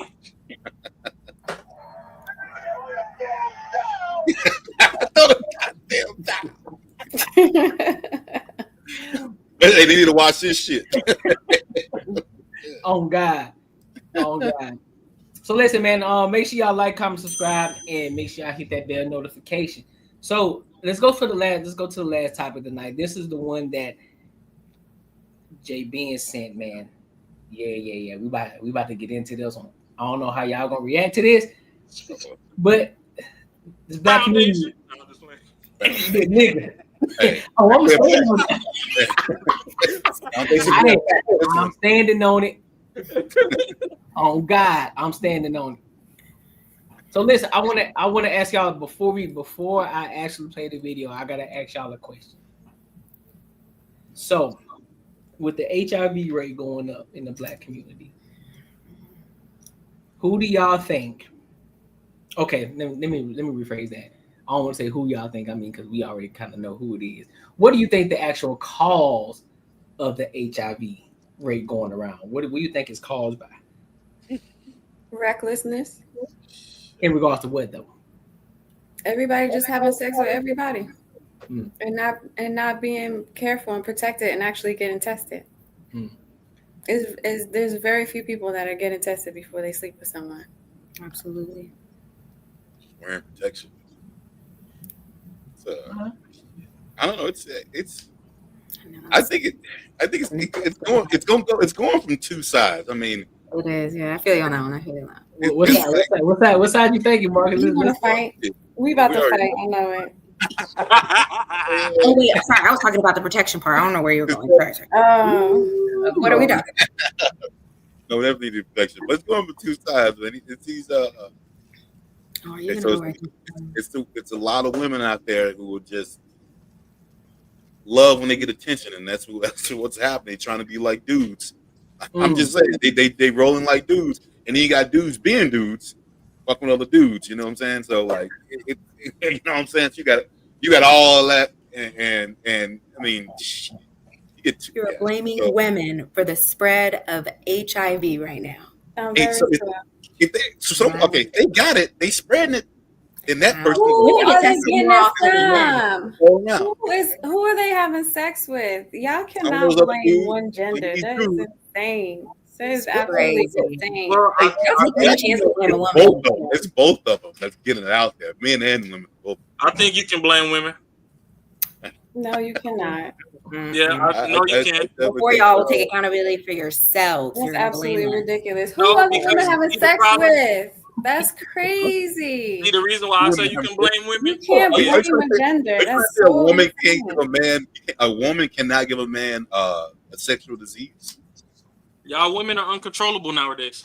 We're more susceptible to a woman cannot give a all afford it and don't even know that you have it because you don't get tested, and then give it to another woman, and then that's how you find out that you've got it, because now our bodies will react to what you had. But when the worst thing is a woman to know about it and still give it to you. No, like that's probably knowing or not knowing.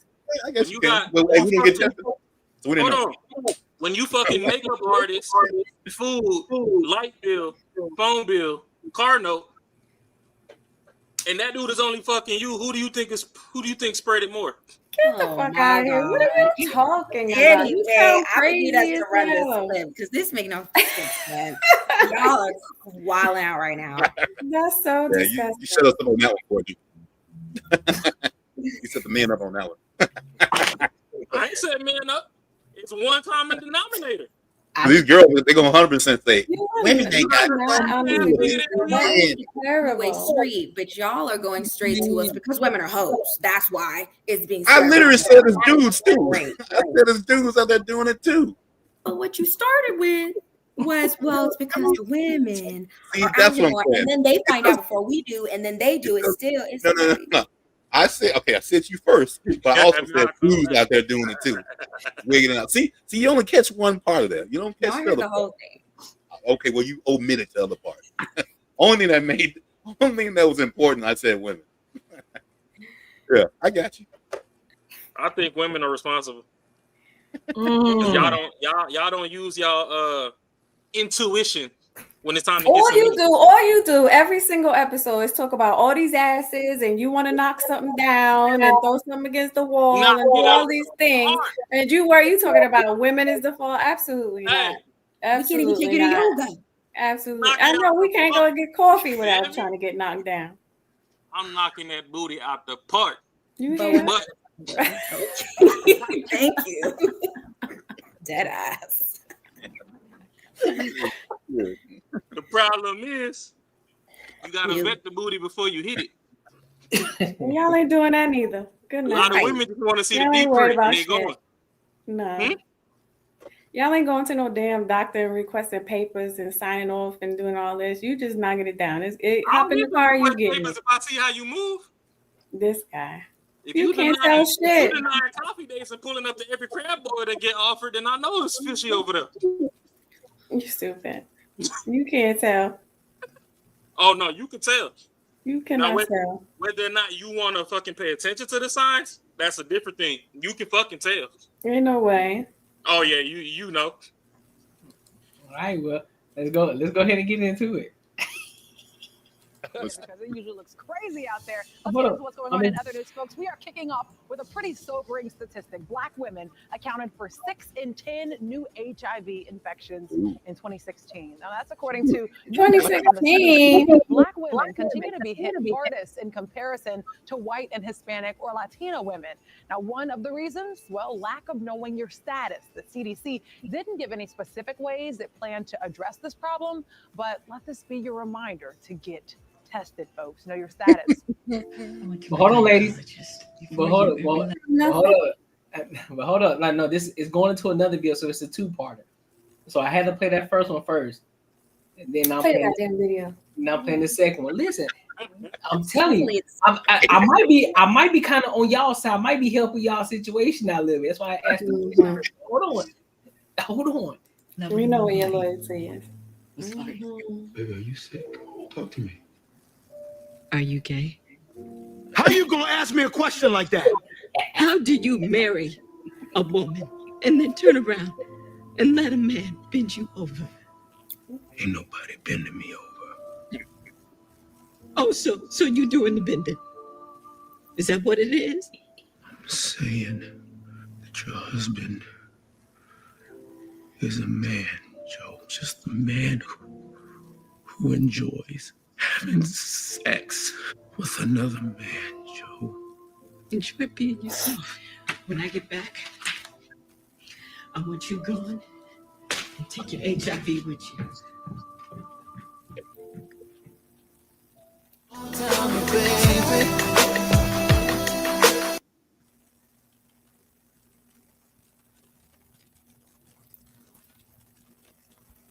We can't hear you. You're muted. And I said, openly gay men who identify as homosexual and are sexually active with men, bisexual men who have sexual relationships with both men and women, and this other one, pansexual queer men whose sexual orientation includes men. Oh, won't you tell me, baby?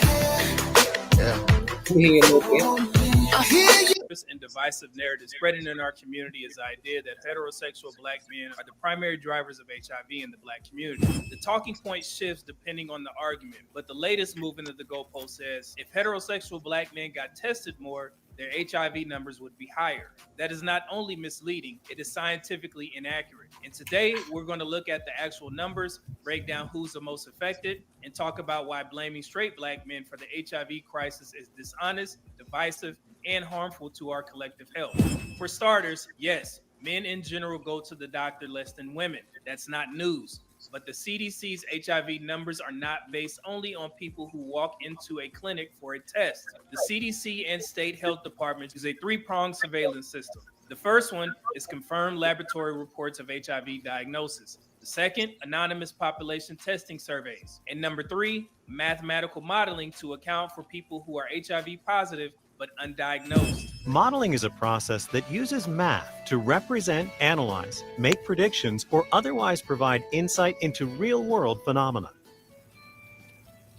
When you're analyzing and looking at the models and everything, you get to see how that means the official statistics already adjust for under testing. Rankings between groups remain the same even after accounting for undiagnosed cases. If testing frequency alone determined HIV prevalence, then heterosexual men in all races would have artificially low numbers, but that's not what the data shows. So let's talk facts. In 2022, Black men who have sex with men, they were responsible for 8,828 new diagnoses, which accounted for 35% of all male HIV diagnoses in the U.S., despite Black men being a small minority of the U.S. population. Black women accounted for 3,181 new diagnoses, the highest rate among all female racial groups. And lastly, heterosexual Black men accounted for 1,518 new diagnoses, which is less than half the cases among Black women and far below MSM numbers. To put it another way, from the small portion of Black men who are gay, bisexual, or otherwise MSM, a group representing only 39% of the 1.2 million Black LGBTQ adults, you get over a third of all new male HIV diagnoses nationwide. HIV prevalence isn't about population size, it's about transmission networks and risk behaviors. MSM sexual contact carries a far higher transmission risk than heterosexual contact because of biological factors and network clustering. When MSM behavior overlaps with heterosexual contact, for example, a man having sex with both men and women without disclosure, the risk spills over into heterosexual women's infection rates. That's one major reason why Black women rank between MSM and heterosexual Black men in the HIV diagnosis numbers. And to address the down low standpoint, yes, down low exists, but it's overstated and often weaponized. Among men who have sex with men, research shows about 20% identify as DL, but they're not all Black. White MSM still make up the largest group of MSM nationally. The DL stereotype is used far more aggressively against heterosexual Black men than any other group, despite the numbers showing a different reality. But here's what doesn't get talked about. The majority of Black LGBTQ adults are women, 61% versus 39%. Bisexual women are the largest single subgroup in the LGBTQ population nationwide. Black women have the highest HIV diagnosis rate of any female demographic. This means we cannot honestly talk about HIV in our community without acknowledging these things. The role of MSM to female transmission, the sexual networks between bisexual women and men, and the fact that straight Black men are not driving the epidemic. Let's use Harris County, i.e. Houston, Texas, as a case study. Between 2016 and 2022, Black women in Harris County were diagnosed with HIV at 1 in every 156 Black women, compared to 1 in 1,080 for Hispanic women and 1 in 2,146 for white women. Over half of new HIV diagnoses in Texas in that period were among young Black women. The highest prevalent zip codes match areas with high MSM populations and known STI hotspots. So again, heterosexual Black men were not the majority transmitters. You've heard the insults. Most Black men are gay. If he goes to the gym, he's on the down low. If he played football, he's suspect. These aren't just ignorant, they're dangerous. They erode the distrust between Black men and Black women, distract from real HIV prevention strategies, and stigmatize HIV to the point where people avoid even talking about it. We can't fight HIV if we keep turning it into a gender war weapon. Here is what actually works. Regular testing at least once a year. More if you have multiple partners. PrEP and PEP reduces risk by up to 99%. So ask your primary healthcare provider about it. Condoms are still a frontline defense. And also having honest conversations about HIV status before intimacy. And lastly, treatment equals prevention. An undetectable viral load means no sexual transmission. So in closing, if we care about Black health, Black love, and Black unity, we have to commit to the truth. Most Black men are heterosexual. HIV rates in our community are disproportionately high, but they are not driven by straight Black men. Gay and bisexual men, particularly men who have sex with men who also have sex with women, are a major factor in women's risk, particularly Black women. And also, Black women themselves are part of the HIV equation, not just victims of it. So let's stop recycling myths, stop targeting heterosexual Black men, and start holding everyone accountable. The virus does not care about your talking points, and neither should the truth. Peace. I think that was very educational. It was. Any thoughts? No, as long as y'all not blaming women, we good. Yeah, that's literally what he said in the video. You can't just blame women. You can't just, it's both genders, and he's basically saying that the highest rates are between the gay men, and a lot of it is being transmitted to the women because they're sleeping with both, and women are sleeping with heterosexual men, and so that's how it's being spread. And everybody needs to be careful. As long as you're not saying it's somebody's fault, we good. But to understand, you have to get it. Like, it has to be transmitted to you. Like, you don't just walk around and it gets on you. So it's, it's a 2-person or more show. Yeah, a specific group. We gotta make sure we throw that in there. A specific group. Nah, bro, they heard what they wanted to hear. I'm asleep. Because I know I ain't tripping. I said I know. We just all watched the same video, but they removed heterosexual out of that conversation. Yeah. They said mainly who drives the epidemic is gay men, down low men. We heterosexual. I felt like that was always the stigma.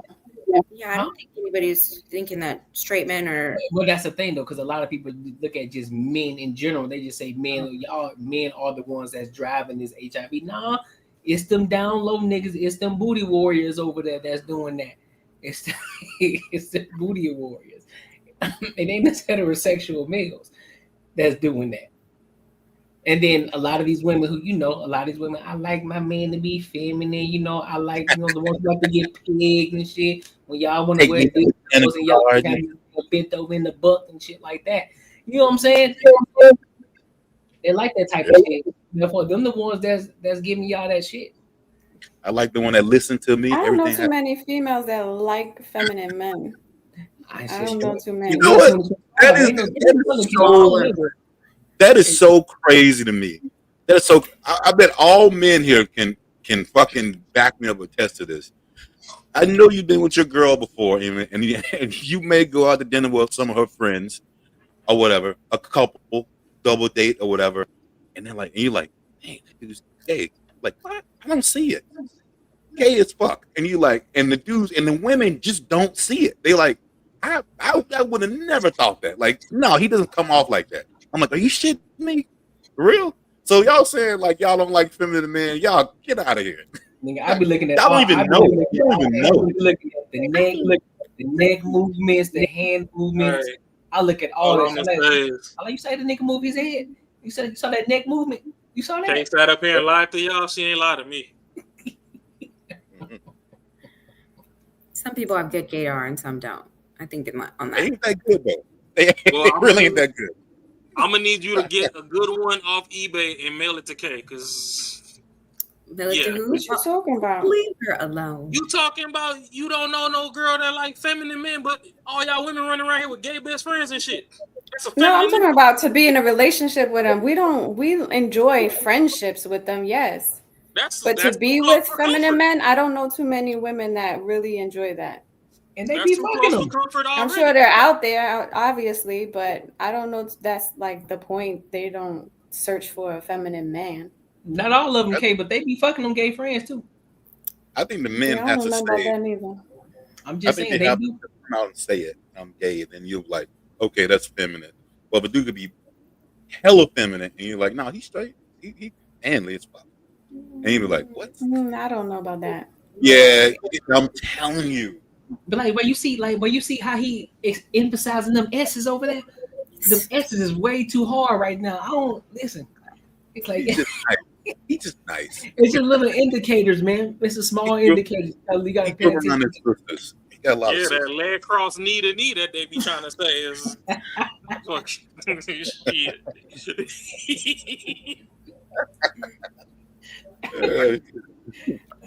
I can't believe. I did. They just need to get tested and wear protection. I ain't gonna force you to know something that you don't know, but the whole "don't blame women" thing too.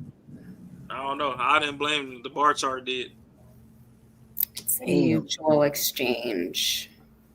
It wasn't fucking mutual. In the sense of who gave to who, I think that we can blame both sides. I don't think it's one dedicated to the other. That's all. Yeah, but women spend their whole life trying to say men cheating, but then they over there going and getting some sweet meat and coming This back. don't have nothing to do with cheating. Don't even try it. You always trying to add some shit, sprinkle something on there. Ain't nobody talking about cheating. They fucking them jailbirds who been They just said that heterosexual men are the least on the transmission. That has nothing to do with cheating. No. When you give it to if the bisexual women are 2 times the heterosexual men, who the fuck bringing the shit back to the crib? Yeah. Did y'all see that movie? Did y'all see that movie Temptation? Mm-hmm. No, right you're not getting that off. You ain't playing. So now the sock drawer is locked. It ain't the toys. Okay. Y'all saw that movie Temptation. All of a sudden, girls trip is we just want to take a trip to Alabama to go to church because church down the And street. y'all just go to Brazil just to go to the beach and hang out and relax. The butt cheeks look Or good. y'all go to DR just to hit the pool. I only watched the Olympics to watch Brazil play volleyball. Never heard of Passport Get the hell up out of here. Well, y'all don't know about I don't need to go to DR to fucking get no ass. Fact. I have to go right to the Bronx. But you will. What? But you will. Not a problem. If I go to the DR, it ain't to get no ass. But while you're there, you will. But if you see that ass jiggling and they twerking and dancing and walking around you, you're gonna be very happy and you ain't gonna have no problem accepting. She might got some. No, see, that's what I'm now all of a saying. sudden you're worried about It's so funny how they listen.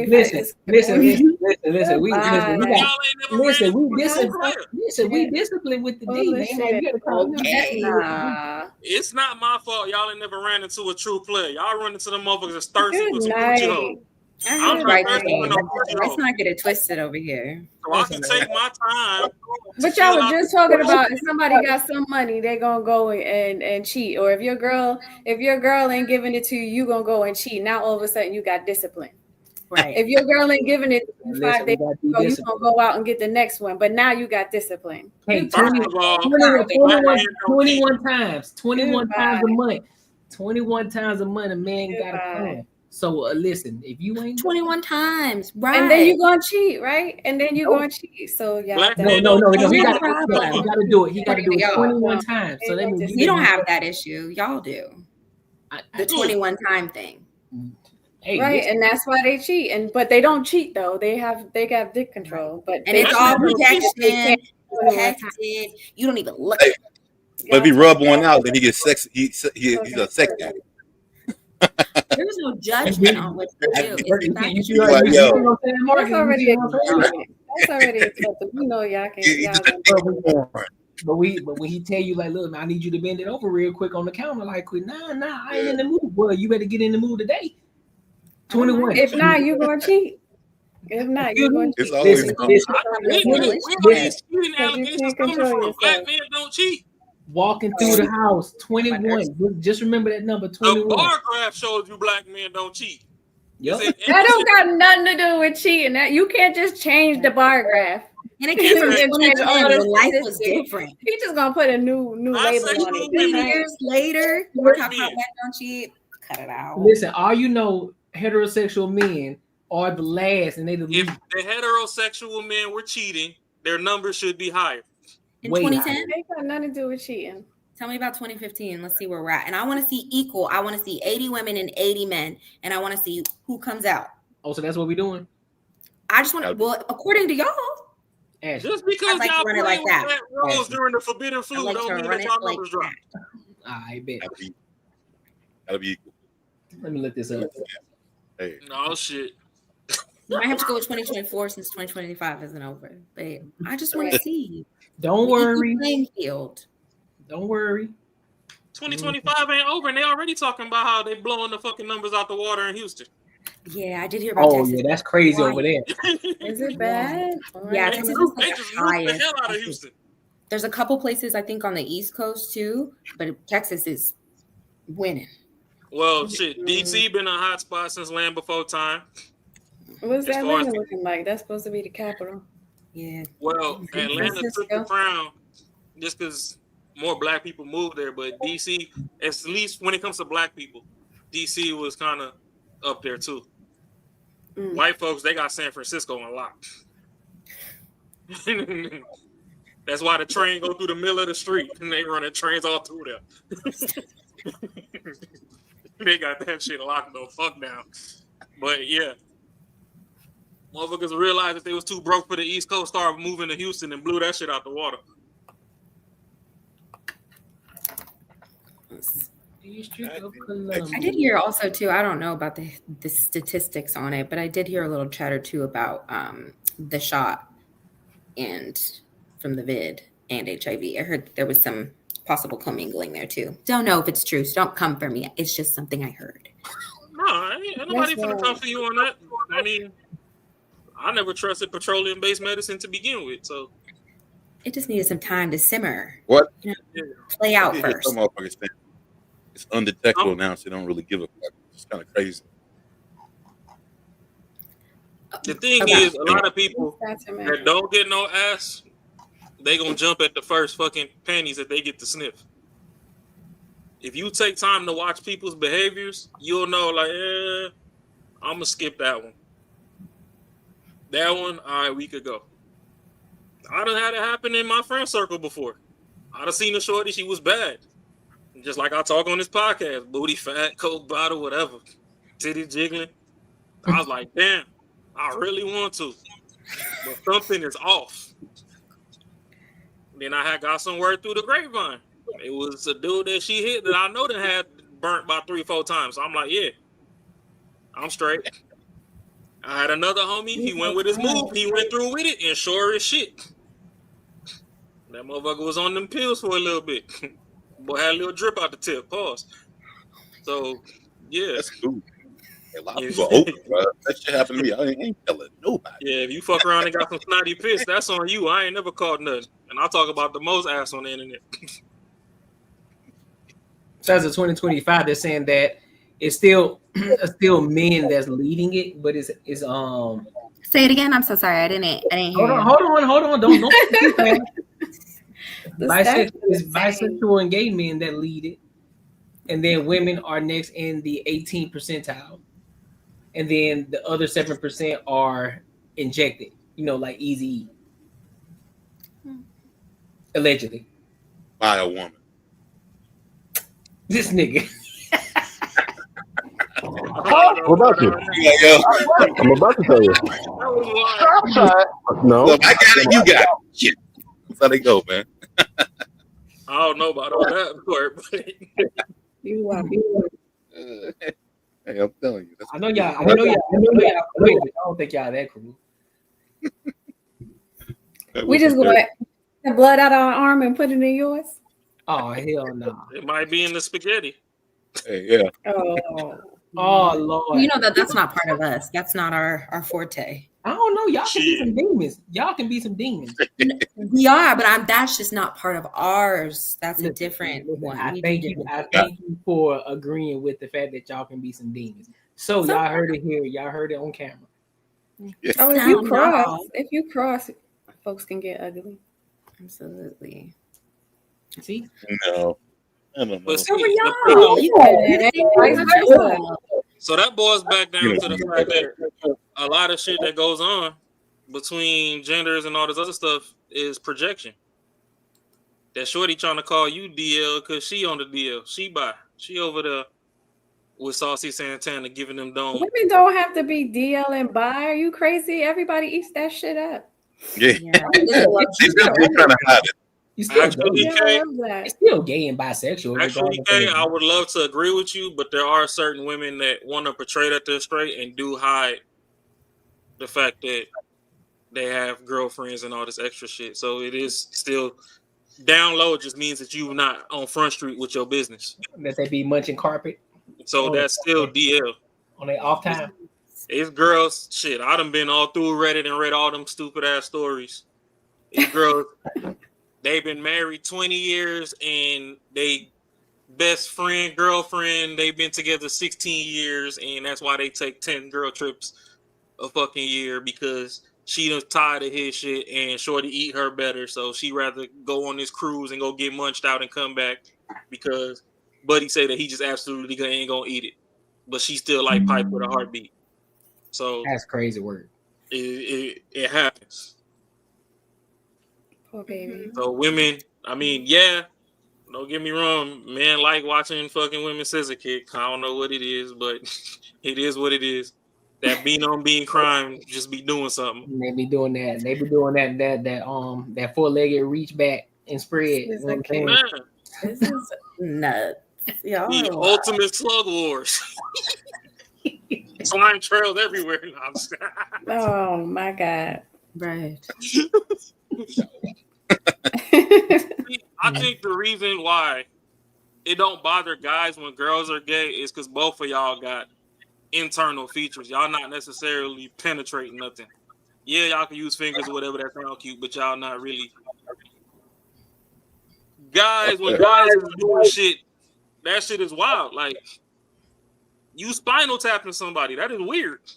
Spinal tapping. And it's like, that same hole you in over there, shorty got that too. So I don't know. Would y'all like get into a relationship like say like girlfriend or marriage if she was bisexual? Nope. Yeah, I would. No, I wouldn't. You would? No, I wouldn't. Marcus, you say you would? I would not. Oh, I thought you say yeah. I was surprised. You said what? Yeah. Would you date or marry a bi girl? Date? In my toxic phase, hell yeah. But marry Higher risk of HIV. higher risk of threesomes. What you mean you don't care? What you mean? Shrug. Huh? You wild. I used to be. Your life, brother. I used Now to all be. of a sudden, when it's for you, it's okay though. So you want to be with a dude that's over here sword fighting with another dude just to put it in the other nostril? No. You know, I had Trying to be the common denominator of two dudes going tip to tip. Getting his fancy tickle. You trying to tug of war? You trying to have twin shake weights bounce off your face? I don't judge people on what they want to do with where they want to do it and how they want to do it. You know, I feel like if you enjoy it, do you. I'm not. I don't know what you're saying doing. the girl enjoys it, but she's just not gonna enjoy it with me. Yeah. I like buns. I don't like fucking kebasa. If you want extra sausage, then go to the sausage party. You can bring more buns over here, though. What did I click into? You clicked in at the wrong time. Clicked in at the wrong time, family. It would have been great when Rob was like this. Hey, yo, I did not shake my hand. Wait a minute. Whoa. Yo. I did not shake my out there pulling the Gilly the Kid, huh? Shit, you lied. I ain't never owned a shake weight. As soon as that shake weight came on TV, I'm like, oh yeah, society gone. Done. Like, you couldn't do regular. Ain't the shake weight what is like you choking the chicken? Ain't that what that is? Mm-hmm. Got a call back. I'm out here selling various weights. I'm gonna be going hard. I'm talking about going fucking hand like goddamn, bro. Calm down, G. As soon as I seen the commercial, I'm like, if you ever have one of those and pull it from under your bed, I know you weird. See, just talking to you normal shit. Hey, bro, what's good, bro? Like, you straight? Oh hell no. Get away from me, bro. They be like this. Going away. Get it too The hard. only shake weight I know is that martini cup when you fucking mixing the ice in the drink. You know? Yeah, Yeah, all that shit. All you need to do. That's it. That's it. What's that shit is ribbed for your muscles' pleasure and got numbers on it? It's out of there. Listen, man. Any more thoughts for tonight? Good. No more thoughts? Cool. No. Yeah. So who is early? I know. That's what I'm screaming, right? My thought for tonight is we have transitioned to where outside is now forbidden, inside is promoted.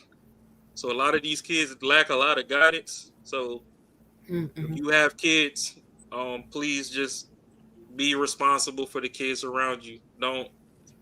They don't have the level of discernment and control that we grew up on. Like, all jokes aside, I get what Courtnee's saying with the foundation and stuff. And yes, it's cool that, we grew up and we have a foundation we can bounce back onto. But a lot of these kids, it's sad. Like, there's kids 5, 6, 7 years old. You go out to Applebee's, I don't know, fucking Cheesecake Factory, whatever. These motherfuckers on tablets. They don't even know how to interact with their immediate family. So a lot of these people they don't have any social skills in their body left. So now it's kind of our job as, fathers, big brother, whatever, big sister, to also make sure situations don't get out of control. If somebody's unruly, they disrespecting their elders, you try and get them to respect that elder, but don't promote them. Don't promote them into, going out and doing situations that can get out of control fast, especially if you're not going to be there to how would I say, mediate the situation if it does go left. So I mean, prayers to all the fallen soldiers that whatever the fuck failed them. It is what it is. Raja made a big mistake. Shedeur, we rooting for you. We know you gonna bounce back from all this stupid ass criticism. Shit.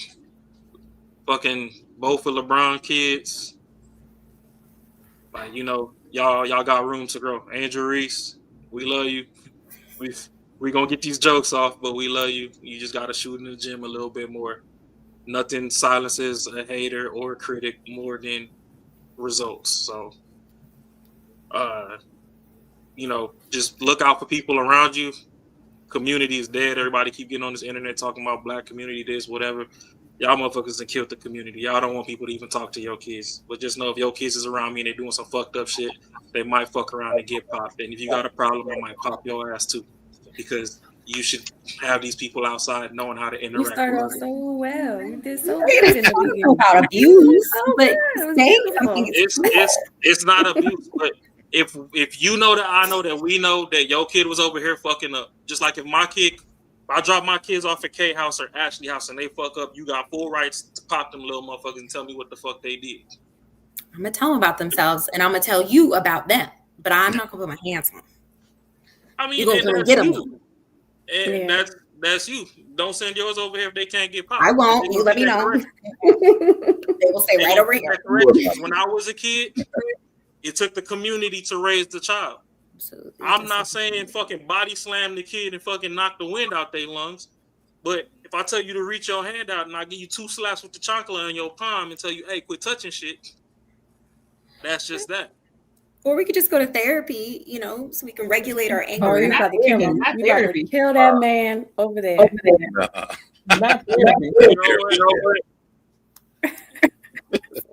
Y'all can finish y'all last thought. Y'all ain't gonna drag me down this much. Ashley, what you got? You ain't gonna drag me down this much.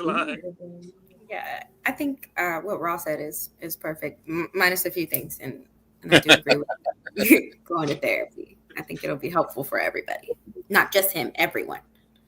And that's pretty much it. I think you can't talk about therapy when Raw's on the screen. I'm just saying, when you separate the first 3 letters from the last 6, and you read it out as a sentence, it look weird. But that's your Lord, I'm not getting into it. You're not about to bait me. Okay. You're not about to mind fuck me either. Yeah, just learn accountability. That's it. Be accountable. Well, and foundation. Also learn how to accept the criticism to be held accountable. Yep. Because the thing is, a lot of people can hold the next person accountable, but do they receive and take the guidance in? That's a big problem today. Absolutely. I went to therapy, so I can just throwing it out there. Not just you, just in general. You had to throw that out there, huh? Yeah, that's therapy. Uh-oh.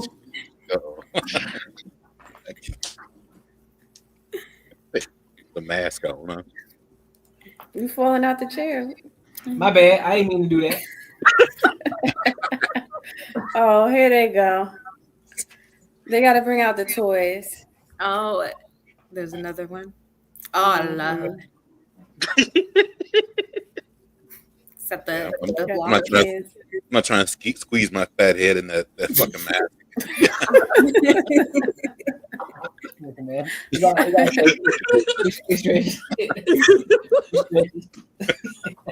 Oh shit! Yeah, too late for that shit. Each one teach one. Facts. Stop doing shit for clout. Ooh. I'm just kidding. Stop acting up for clout. That could be a topic for next week. I like that. Stop trying to be like amigos. Do anything for clout. That's fact. That's fact. Hey, you said something. That's all that Raja kid was trying to do. Because you got to have a foundation. You know what I'm saying? Mm-hmm. Love it. Yeah. Y'all ass crazy as fuck. Listen, man. No. As I mentioned, you gotta have that If foundation. you have a bad foundation, you need therapy. I got my therapy right here. You can have the therapy part. Oh, no. I got mine right here. You can have the therapy. I'm not gonna waste the Lord's blessings. You Oh, can turn water into Jesus water. It's my therapy. My foundation is my therapy. Mm-hmm. Go ahead. As it should be. Exactly. Go But if you don't have that foundation, yeah, there you go. Then then you go lift some weights or something. Then you need some therapy. Yeah, the weights. You know what I'm saying? I don't think that's working for most of y'all. It's not. Well, that's for them. You know what I'm saying?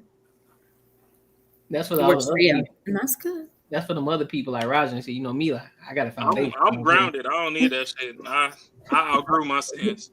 I touch, you know what I'm saying? I touch grass out here in these streets. I outgrew my sins.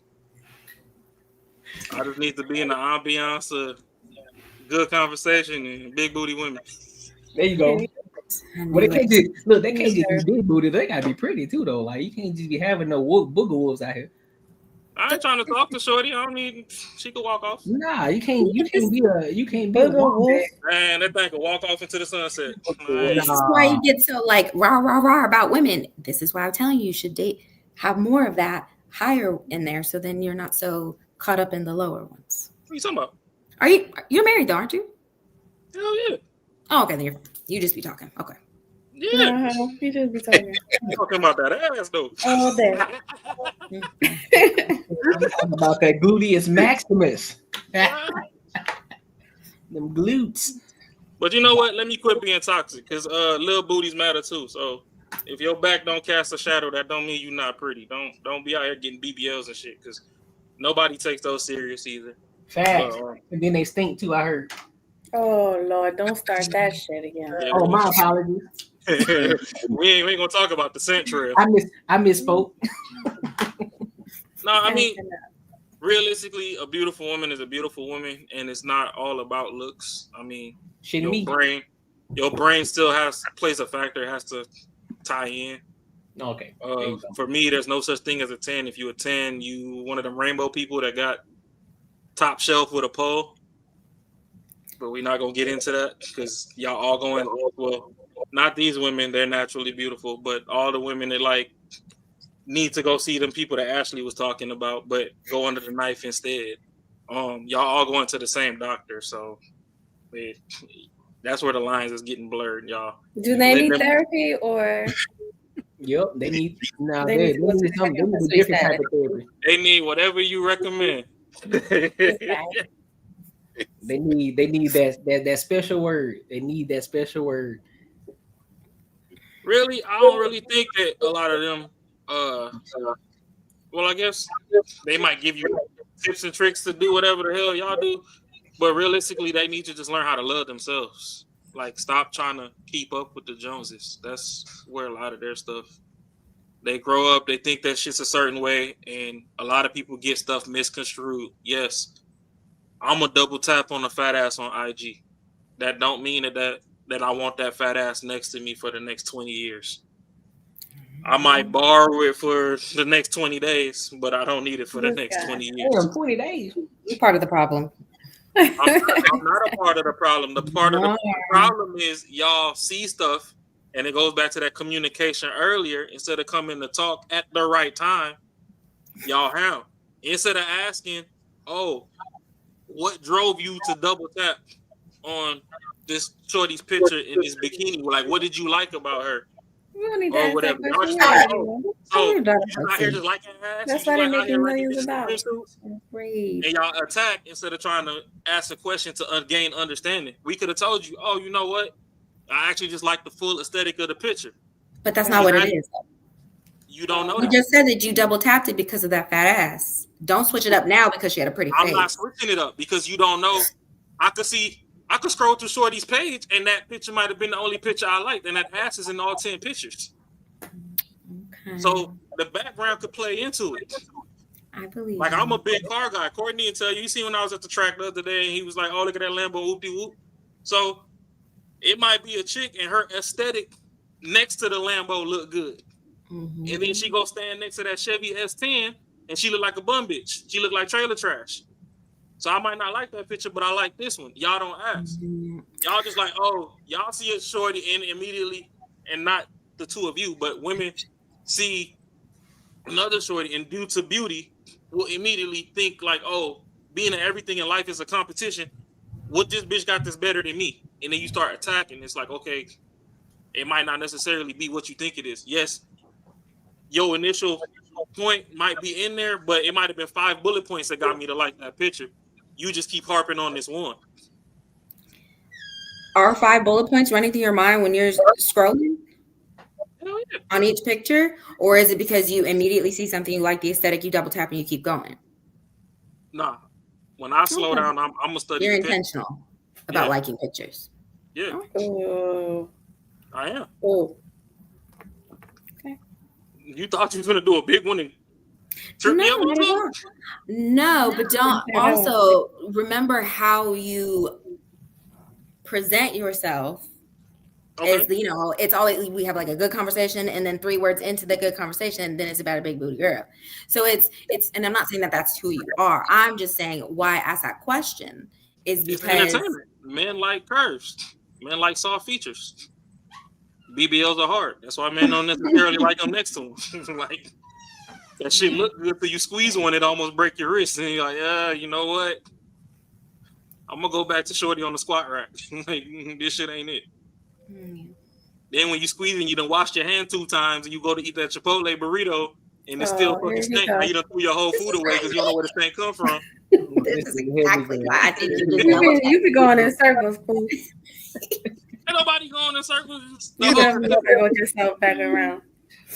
I like our drops, you know, hey, bless the Cash App, hit like, follow the Courtnee Edgar channel, because those are AI women and they look real soft and feminine. If he would have did the same shit and took a Precious or fucking something off of Norbit and did it as that, and like, I don't know if I even want to bless the Cash App, bro. Like, your ushers already look like they eating. I'm cool. Thanks. You feel me? I need something, you know, fresh, soft skin, soft voice, and look like she don't need help, but she'd appreciate if someone was offered. Yep, there you go. But listen, that's another thing. A lot of people now they come off too needy. What happened? I said a lot of people nowadays come off too needy. Oh, I agree. Yeah. Before we jump in, be sure to hit the subscribe button. Listen, this channel is for people who want to have real conversations, no fluff, Authentic, where we talk about money, mindset, and relationships and everything else under the sun, as long as it gets back to the money and how we can level up in life. Now, let's be real. Subscribing to this channel helps my content reach more people, which gets me closer to monetization so I can continue to keep giving you high quality content. Now, if you rock with that, be sure to hit the subscribe button as well as the bell notification. Let's get back to the video. All right, y'all. So tonight was fire. Tonight was dope. I appreciate y'all for coming in, kicking it with us, hanging with us, having conversations with us. Shit was dope, man. And until next time, I will see y'all. Hopefully, Ashley will be back next week too. But we'll see. We'll have that conversation on the back end. But all right, until next time, man, I will see y'all good people. I'll holla.